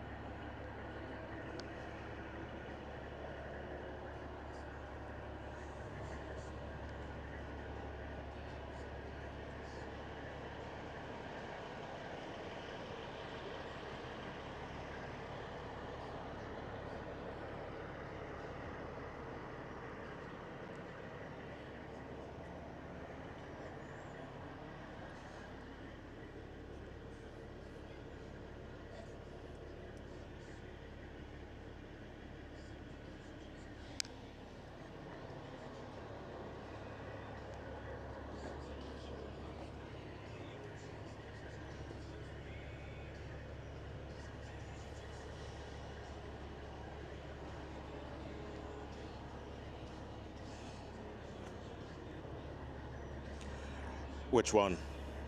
The truck that's on camera now?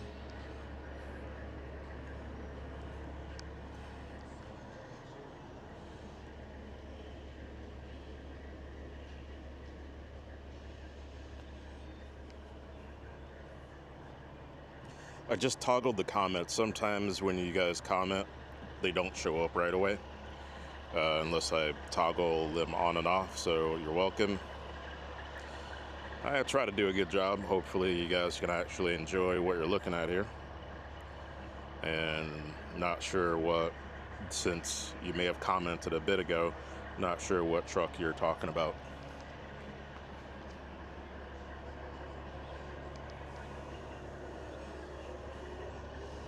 I like this. This is nice and sleek. Doesn't take up a whole lot of room. Keeps the truck looking good. Uncluttered with text. It looks like a bug shield. It's cool. I like that.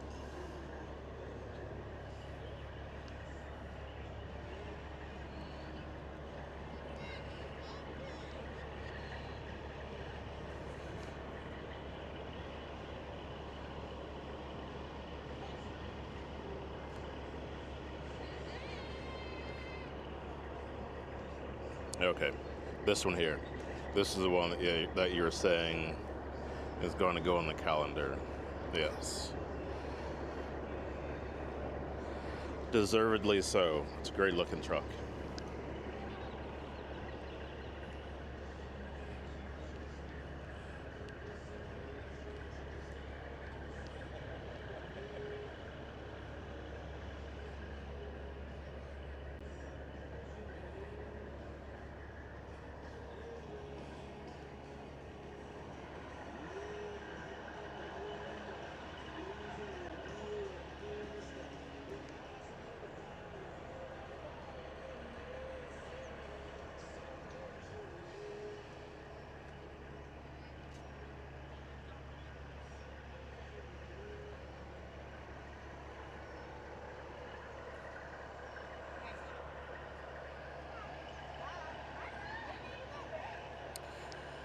Well, at the beginning of the stream, I talked about rain that was coming.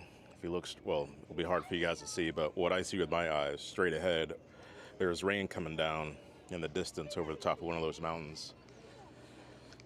Hopefully it'll stay over there for a while.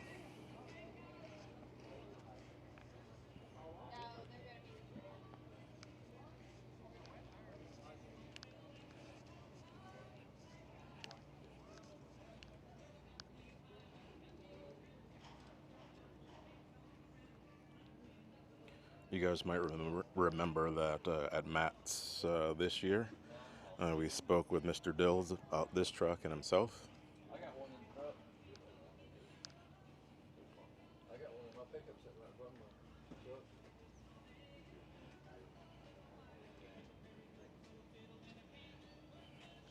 How y'all folks doing? Absolutely wonderful. How about you, bud? Doing well. I'm doing a live feed here. They're having a truck race down there at Knoxville. Yeah. Yeah. It's on. Oh, yeah, yeah. Do you, Hey, she gave you a sure. Now, I'm doing a live stream here. Would you like to give you guys a plug for the Chrome Shack and everything else that has to do with the Chrome Shack? Hey, Justin, you got time for an interview before you leave? Thank you. I appreciate You're it. welcome. Sorry, I was paying attention here. Well, he pays on a little chapter work there. Yeah. Got all my goodies in here. I done 3 yesterday. Oh, did you? Oh, you're all talked out then, huh? Well, I don't care much for that. Oh, that's why you throwing it over to you. Well, this is we're streaming on the Big Rig Videos channels. Okay. And I don't think I've talked to anybody about this truck behind you. Okay. Are you qualified to talk about this truck, sir? I guess so. I'm teasing you. Oh, you gave him the look. And then I'm not qualified. we'll talk about the Chrome Shack as well. So let's talk about the truck first. Okay. What do we got? Well, introduce yourselves, please. I'm Justin. This is my wife, Savannah. We own the Chrome Shack at Exit 8 on 81. Okay, and what's your last name so that way I can get it right in the Roberts. text? Great. So tell us about the truck here. Well, it's a 1971 little window. It's an aluminum frame truck. and it was a tandem, and we cut it down and made it a single axle. It's got a big cam 400 Cummins in it, and my father-in-law and his brother custom built that hood. It was a wide hood truck, and put that narrow hood on it. Okay.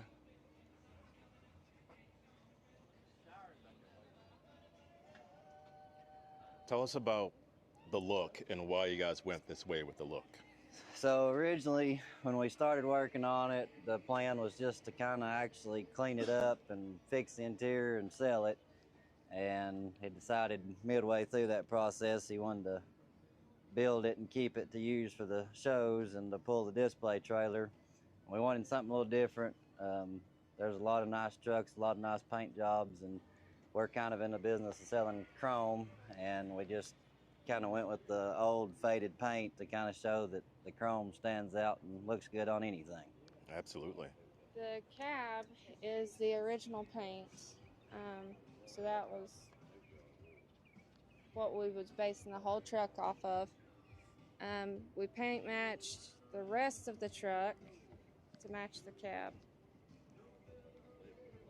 Very nice. Yeah, that paint on the cab is original 71. And you guys can come this way.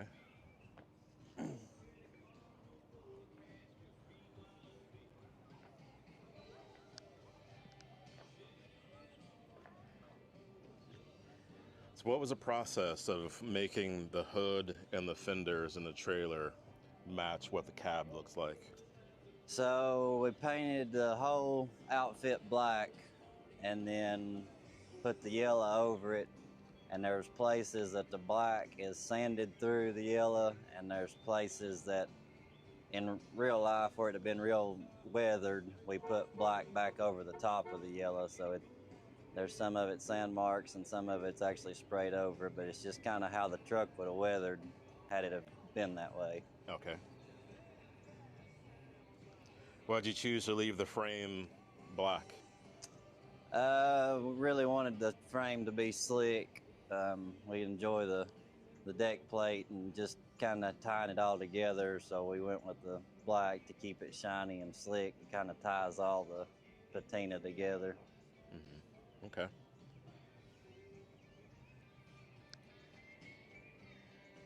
Tell us about the trailer. So the trailer, that kind of just happened on a whim. Where our plans originally were to maybe look at getting a NASCAR hauler and doing that for display. And my father-in-law and his brother were talking about it going down the interstate, and he said, I've got an idea. And his idea was to get an old beverage trailer, and it just makes it real simple. We can keep our stock in it. And Sure, let's walk over to the other side and look at that as you guys talk. Yes, sir. It also matches a little bit better than what a NASCAR trailer would have, in my opinion. It kind of goes along with the truck better. You don't want a fancy trailer and then... Right. So it ended up going with the beverage trailer, and everything stays in there and get to where you're going and roll up the doors and it's all ready. Like zero prep time, basically. Yeah, after the initial. Sure. So now that we're looking at product and things like that, let's talk about the Chrome Shack. As far as like how long you guys have been running the Chrome Shack and where it's located. Okay, we're located off exit 8 on Interstate 81. It has been at that location since 1998. My wife and I purchased it in January 25, and so we're still there and selling at the same location.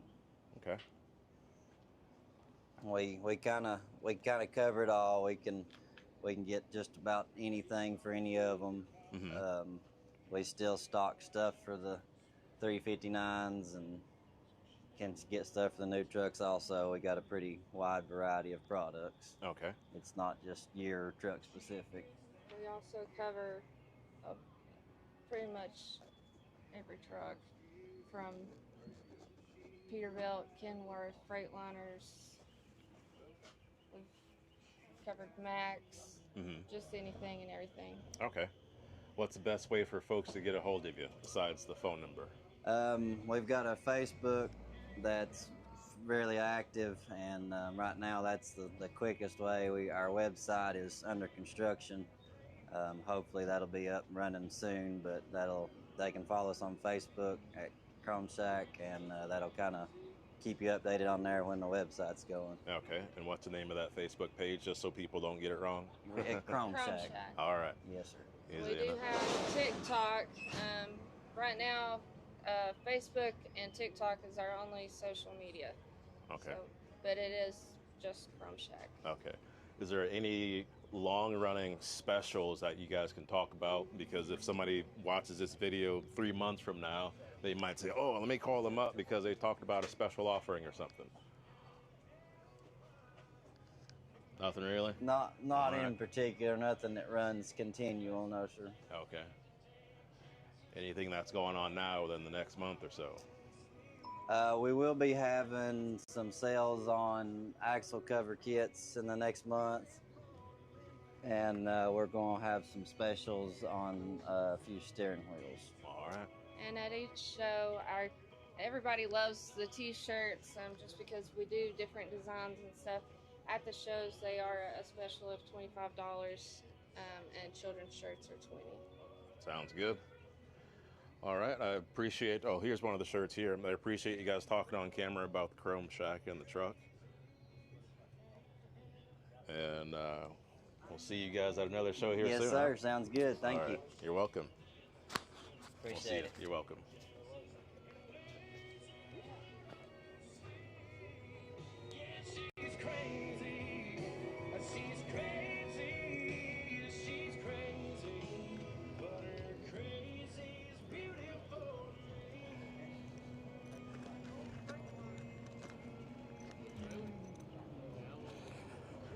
All right, 3 more trucks to look at, then we're gonna run some light show footage.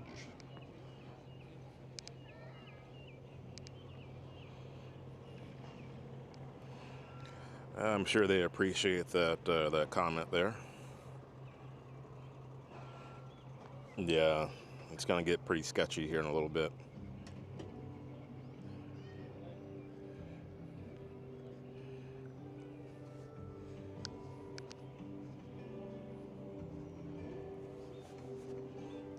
Oh, look at that. The sun's trying to poke through. I'll tell you what. Mother Nature is naturing.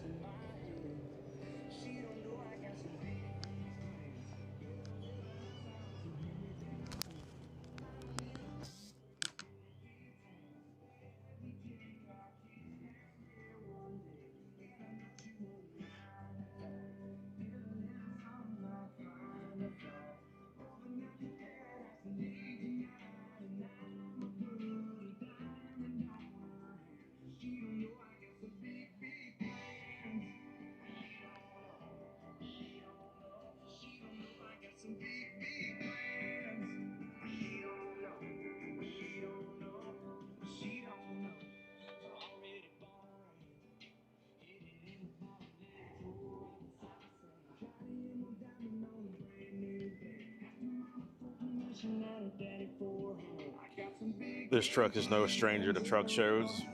Perhaps some of you guys have seen it. If not, belongs to the Alameen folks. One of many great looking trucks that they have.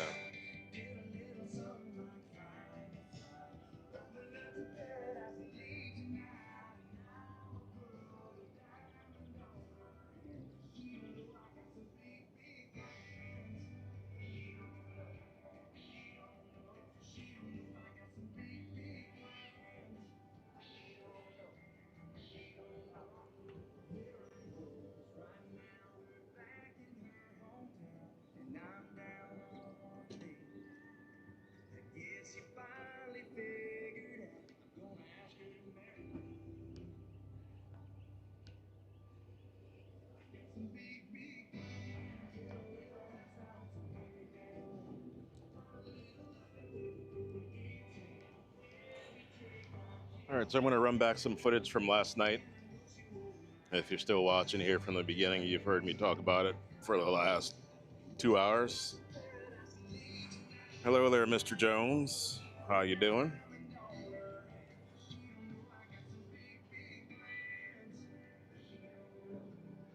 So I'm not gonna narrate very much through the light show footage, other than maybe pointing out a truck that was maybe I interviewed the driver or something like that, so you'd know to come back or rewind the live stream so you can hear the interview about the truck that you're seeing during the light show.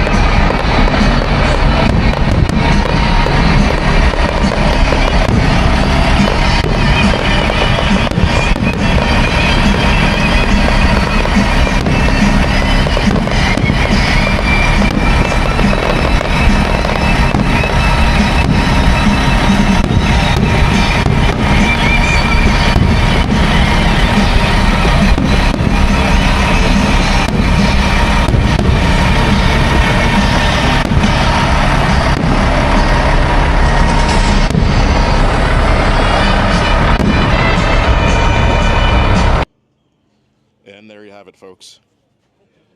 Let's see here. Let's make sure that we have our sound. Well, we're back out live, and we're standing with some folks that you guys probably recognize, but for those that don't know you, go ahead and introduce yourself. My name's Caleb Hammett, and standing beside me is my now fiancée, Johanna. I'm Johanna Plock. So, I saw on the internet the other day a proposal. So, tell us about, before we get into the proposal, tell us about the truck that we're standing in front of. Give us a quick specs on the truck. And then tell us about this proposal and how you pulled that off. So the truck, it's a 2015 Peterbilt 389 with a 2025 Mack end dump behind it. Glider kit we've had for a while now. It's called the Short Bus, and it originally came from Connecticut, and it kind of worked out perfect for this because she's originally from Connecticut, and that's where it kind of all stemmed from. And then, let's see, last Saturday, I woke up and I was like, you know what, it's time to do the deal, you know. And I went and gone and bought a ring, and I was like, you know what, I want to make it big. So that's whenever I got the ring. Then Monday, while I was hauling some equipment, I called Shell, a gentleman here at Shell, and said, hey, I want to get engaged to Johanna. Can you help me out? And he's like, absolutely. So we got here. What day did we get here? Tuesday? Wednesday morning. And we got here, started cleaning up. Well, as we're washing and everything, we get a spot in the calendar. And they come and tell us that, hey, we need you ready for the calendar within a couple hours and everything. Well, we go out there to start shooting the calendar and everything. And we get to the portrait pictures. And Sonia, she's like, well, is it gonna be you, or is it just gonna be you and Johanna taking the pictures? Like, well, it's gonna be me and Johanna taking the pictures. And we're sitting there taking the pictures, and they're taking quite a while for the portrait pictures. And at the end of it, Johanna was like, I was just expecting you to get on a knee at any moment, the way them pictures were going, because it's a little bit out of our element being in front of a camera taking pictures and stuff together and stuff like that. So fast forward to that evening, we were able to get on the track and take pictures at the finish line. Well, I'm gonna interrupt for just a second.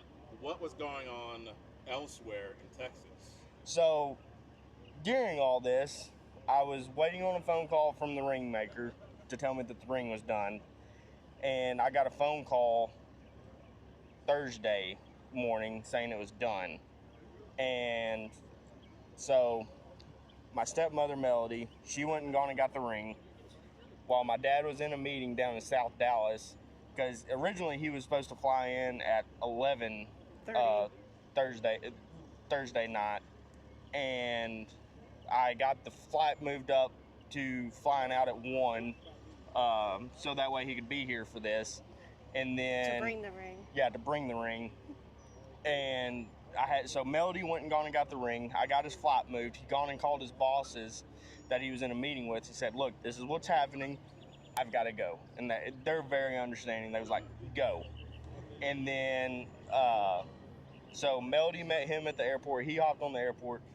Well, he flew in. So we're standing back there waiting to unhook the truck to go on the track and everything. And I told her, I was like, hey, I've got to go get in the car with my dad.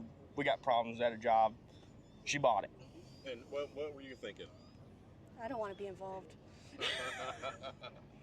I had no idea. Yeah, okay. So I go get in the car with him. He shows me the ring and everything. I'm like, look, okay, so I'm going to take Johanna off, and because she just got in the creek down there, and she found a whole bunch of, like, shells and stuff, and she wanted to give to Weston Truett's son. I was like, that's going to be perfect. So we gone and got on the golf cart, ran over there, gave Truett's son the seashells. while my dad stuffed the ring in the driver's side beside the seat. I tried getting Galen to get in the truck to go ride to the track because I was like, let your dad go with you. That'd be a cool experience. I didn't want to ride in the truck during the track. And I just kept saying, hey, you know, I want you in it. I want to get some nice pictures of me and you, yada, yada, yada.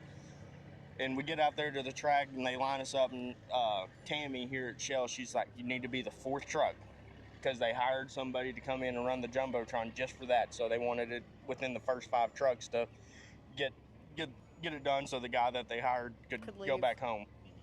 So we get on the track, and as we're getting on the track, my dad calls her and he says, hey, we're going to get Caleb's getting an award. Like, don't tell him. Don't right. make it obvious. And so she kind of knows something's going to happen, but she doesn't. But she doesn't know what it is. And we get out on the track, pull up to take pictures. We both get out, and she starts walking off. And I was like, no, come back here. And Tammy was standing there. She said, well, grab that out of your truck real quick. And grabbed it out of the truck. We started taking pictures like we're looking this way.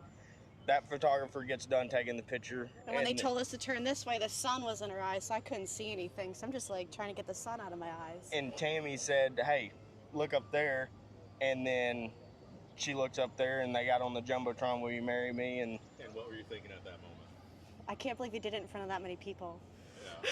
But I was very, very excited. I was happy. I couldn't believe it. Were you thinking that Caleb was not a public kind of person to do that in that many? Not in front of that many people, yeah. Okay. That wasn't, I didn't expect that at all. I had no idea. I just really thought he was getting an award. But I said yes. That's awesome. Everybody said you finally got it done, and heck, it needed to be done. Awesome. Well, congratulations Thank to the you. both of you. Thank you. And so now, let's finish talking about this truck. Okay. And then Johanna, while we're getting set up for this, talk about your trucking background. I've grown up around trucks. That's all I know is trucks, unfortunately. And yeah, so it works out good, like knowing about trucks and being on the road and doing different things like that. Being around Caleb, it just jives. Like we click, we know we're in the same ballpark of things going on at times. Now, Caleb's father mentioned that you drive. I do. So tell us about that. Do a little bit of everything, a lot of our own stuff, agricultural stuff, just really depends on the day. But it just seems like with the way fuel prices are, you'd get a little slowed down. People would price their stuff out differently, but we're busier than ever. Awesome. All right then.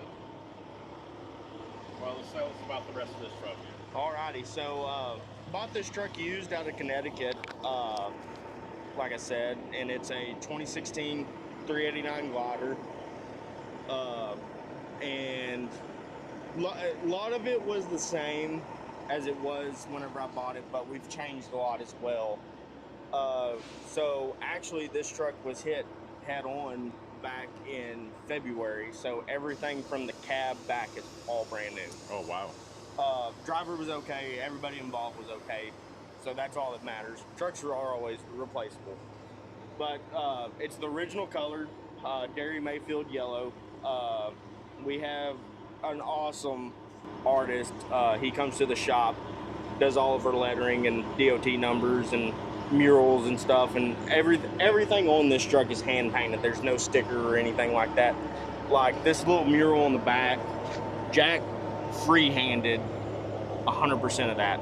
And he's just an artist. Like he'll get out there and he was just sitting on the deck plate, and it took him a day and a half just outlining and drawing exactly what he wanted it to be, and then what I wanted it to be, of course. And then everything's hand spun on the gold leaf. I meant silver leaf and everything. The guy is an absolute artist. And then I forgot to unlock the truck, but like he even did the inside of the visor with a little guy getting pulled onto the short bus to go to work and stuff. And then we built, whenever we redid it all, we built all brand new T-bars there in the shop, fender brackets, and a rear T-bar. And then we was looking at the trailer because we just got it in. It was bare bones and everything. And we was like, you know what could we do? Because it's hard to make an end dump look cool. and we was like, what could we do to make something different on this trailer? So my fabricator, Chris, he was like, well, why don't we just build a T-bar on the front of the tandems back there to match the front and put a half fender so it all flows front to back. So we did all the glass slides, built the T-bars and fender on the trailer, and it just turned out real slick for an everyday work truck. I mean, this is one of our nicer work trucks. And we're pretty proud of it. It's a cool truck, and we have fun with it. Very nice. I like the look of the fenders here. You don't see that very often, if not at all. Right. Always trying to think outside the box.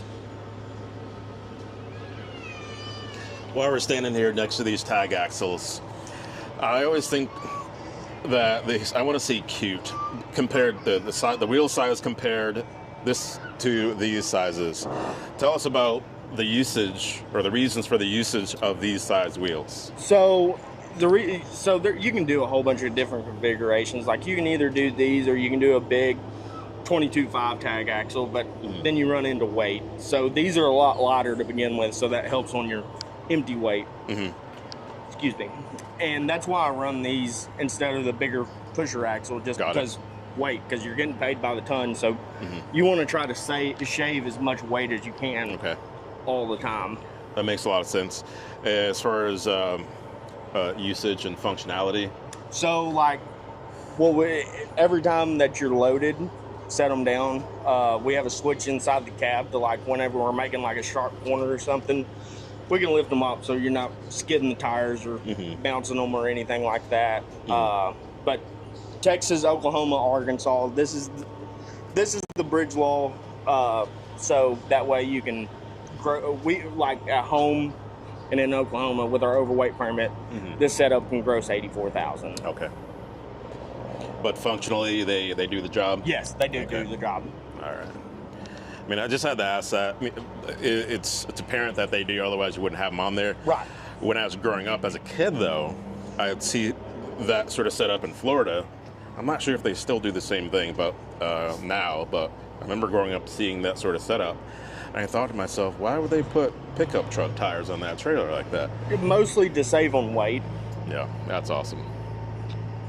Trailer was fully polished out by Colby and Vic Cleva out in California. Very nice. Whenever we went out there for the Trucking for Kids show a couple months ago, and it turned out killer. It's a mirror. It's awesome. And then of course had to do the big hole wheels back here on the back, so everything matches. Even had the pusher axle wheels changed to bigger hole wheels, so it kind of flows with everything as well. You know, I wouldn't have thought that unless you said that. That's cool. If only they made a little T-cane cover for them, so everything had T-cane covers on everything. There you go. There you go. Either you can do it yourself or somebody is going to do it at some point. And then, like, I mean, if you look, like, we don't have a split tank on this truck. Just because this truck runs so local to the shop. I mean, we're running from Resolve, which is 20 miles away from the shop, to a job that's another 20 miles away from the shop. So this truck, it's only running about 300 miles a day. And so the passenger side tank is the hydraulic tank, and then it's only got one fuel tank on the driver's side. Okay. Just so you don't have the big seam in it and everything like that. But it looks good, though. So that way everything's aesthetically looking good. Yeah, the driver, he has to stop about once during the day to get fuel, but it isn't that big of a deal. That's all right.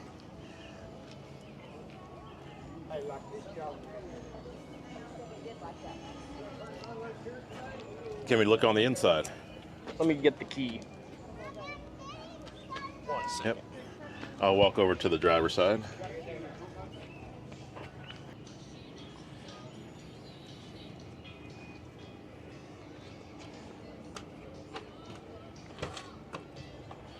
I mean, the interior, it's pretty generic.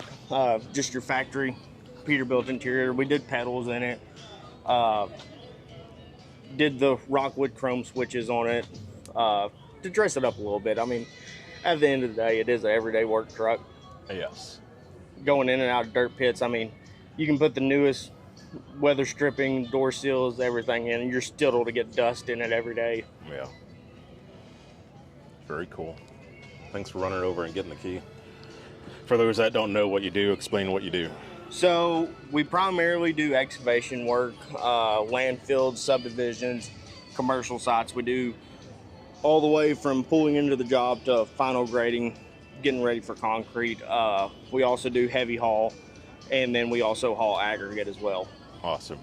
And you're no stranger to the Big Rig Videos camera. You've been on camera a couple of times. Couple times. Yeah, we were talking off camera about the trip that we took out west to California, and then coming back from there, we did a nice video as well. That was a blast. That was definitely a core memory from the early days of starting the show and everything. Right on. All right, Caleb. Well, thanks a lot for walking us around the truck, and again, congratulations. And we'll see you at another show. I appreciate it. All right, man. We'll see you.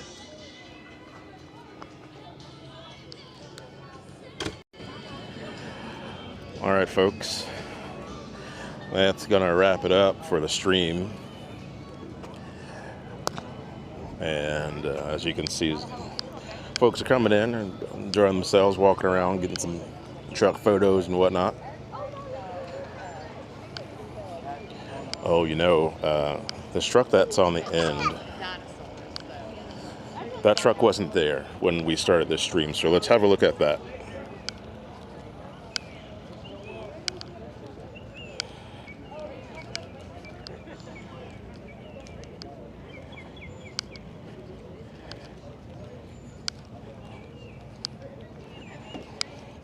Good morning.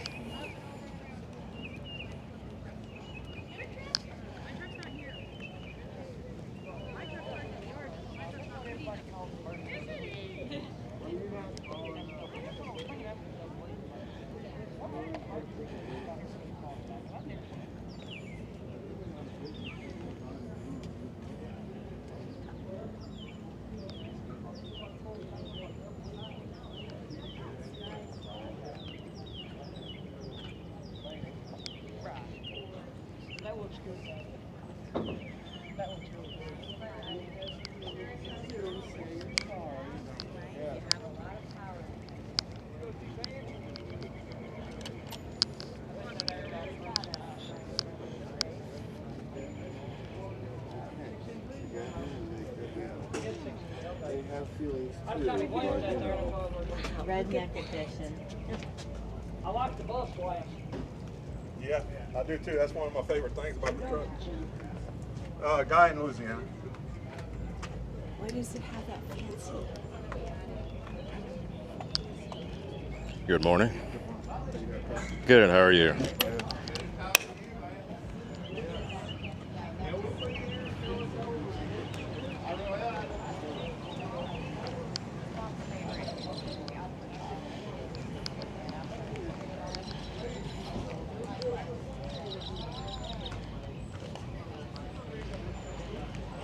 Looking good? Well, it's dirty as all get out. I just got here last night. Yeah, that's all right. That's all right.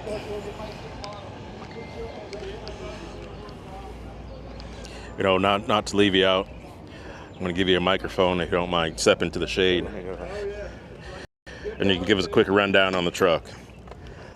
I was doing a live stream earlier. We're still streaming live, but when I came around earlier, your truck wasn't here. So I was about to end the stream, and I looked in this direction. I'm like, well, we got one more truck to get on camera. So introduce yourself, where you're from, and what you got. My name is David Petrie. I am from West Monroe, Louisiana. And I'm driving a 2002 Peterbilt that's been completely redone by Michael Trahan in Louisiana. It's got a 105 double eagle and 6NZ cat, 18-speed transmission, 336 gears, 323 wheelbase. It's set up right. Yes, sir. How many miles you got on it? I have, since I put it on the road, I got about right at 25,000. Okay. How long have you owned it for? I've been owning the truck for a long time, but we just put the truck on the road at Louisville. Okay. Sure. Very nice. Is the inside camera ready where we can take a peek?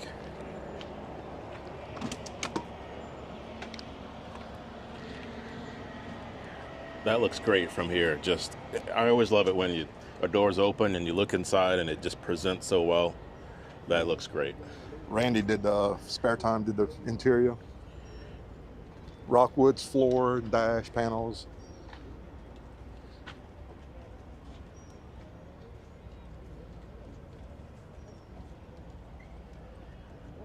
What do you haul with the truck? I do cars, enclosed car trailer. Okay. Leased to inner city out of Massachusetts.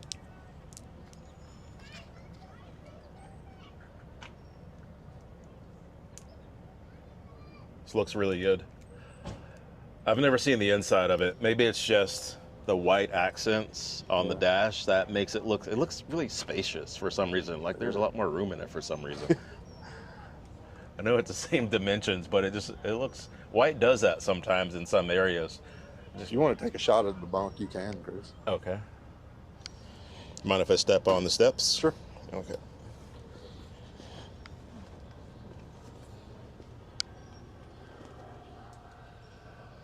Tell us about the bunk while the camera's pointed back there. Say it again. Tell us about the bunk while the camera's pointed in that direction. It's a double eagle. It's 105, the length of it, and it's been totally redone by ATG in LaGrange, Indiana. Very nice. What amenities do you have? It has I have a shower, full shower, bathroom, toilet, microwave, convection oven, sink. It has everything. Very nice. Yeah. Cool. You can step into the shade. How long you been driving for? I've been driving since I was 21 years old, and I'm 58. So. Okay. Yeah. You seen a thing or two? Yes, sir. Been a place or two? Yes, sir. That's awesome. Two more questions for you. Yep.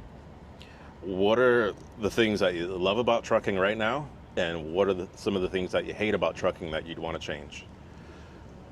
What I love about trucking is that, the freedom. You have your, I'm an operator, so kind of I make my own schedule, and inner city gives me a cars, of course, and it's up to me to schedule everything. But if I want to take a day off, I can.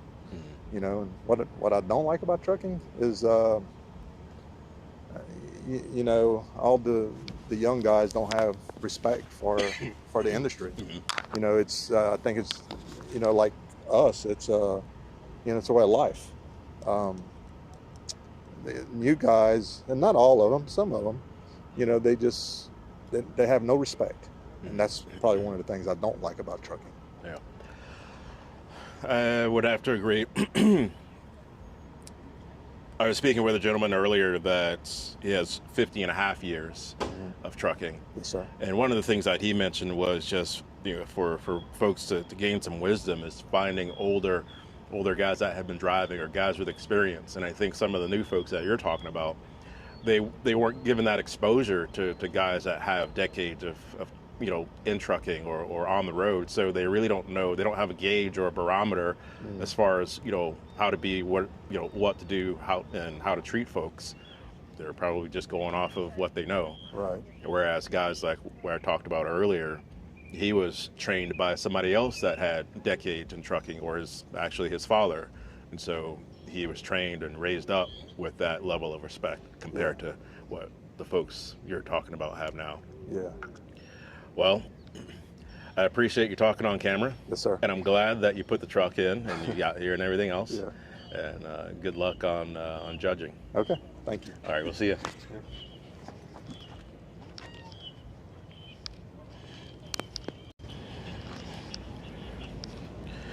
All right, folks, that will do it from the 2026 Shell Super Rigs truck show.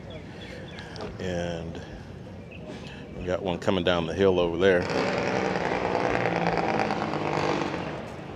There you go. That's what I was waiting for, the mole Jake brakes.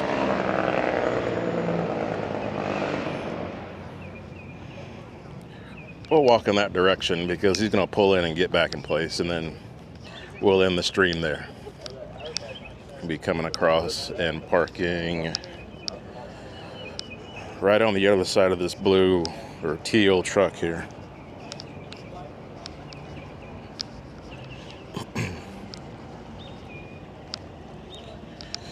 You're right. It was a job that guys took a lot of pride in, and they literally dressed the part. Well, back when the license was called a chauffeur's license, the guys dressed top notch. Well, it is what it is. For those that are still out there carrying the torch of the old school way of doing things, more power to you.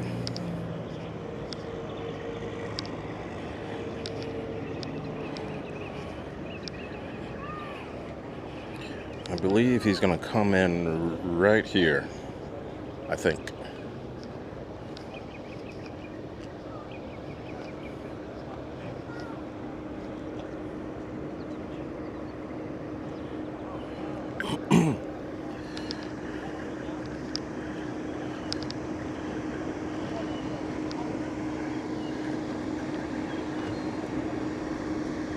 Maybe.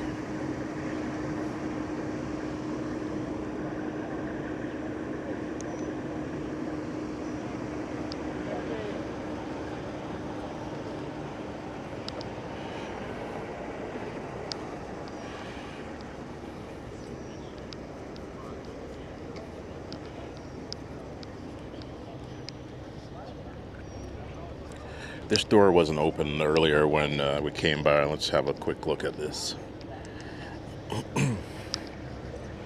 Kill some time.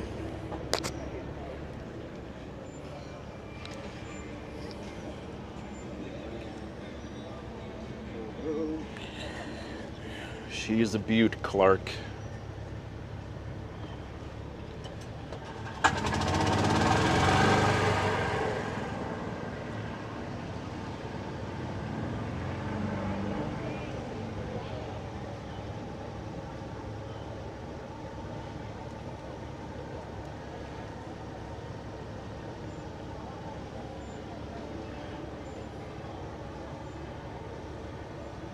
Pretty cool air horn rocker right there, air horn lever.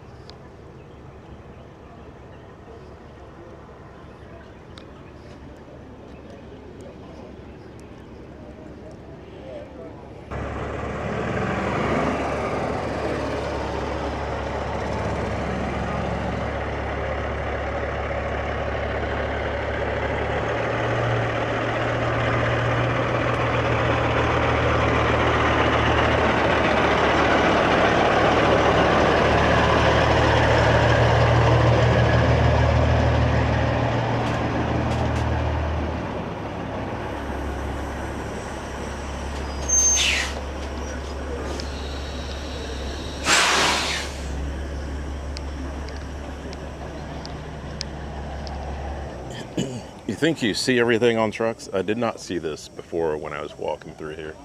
Oh, it's pretty cool.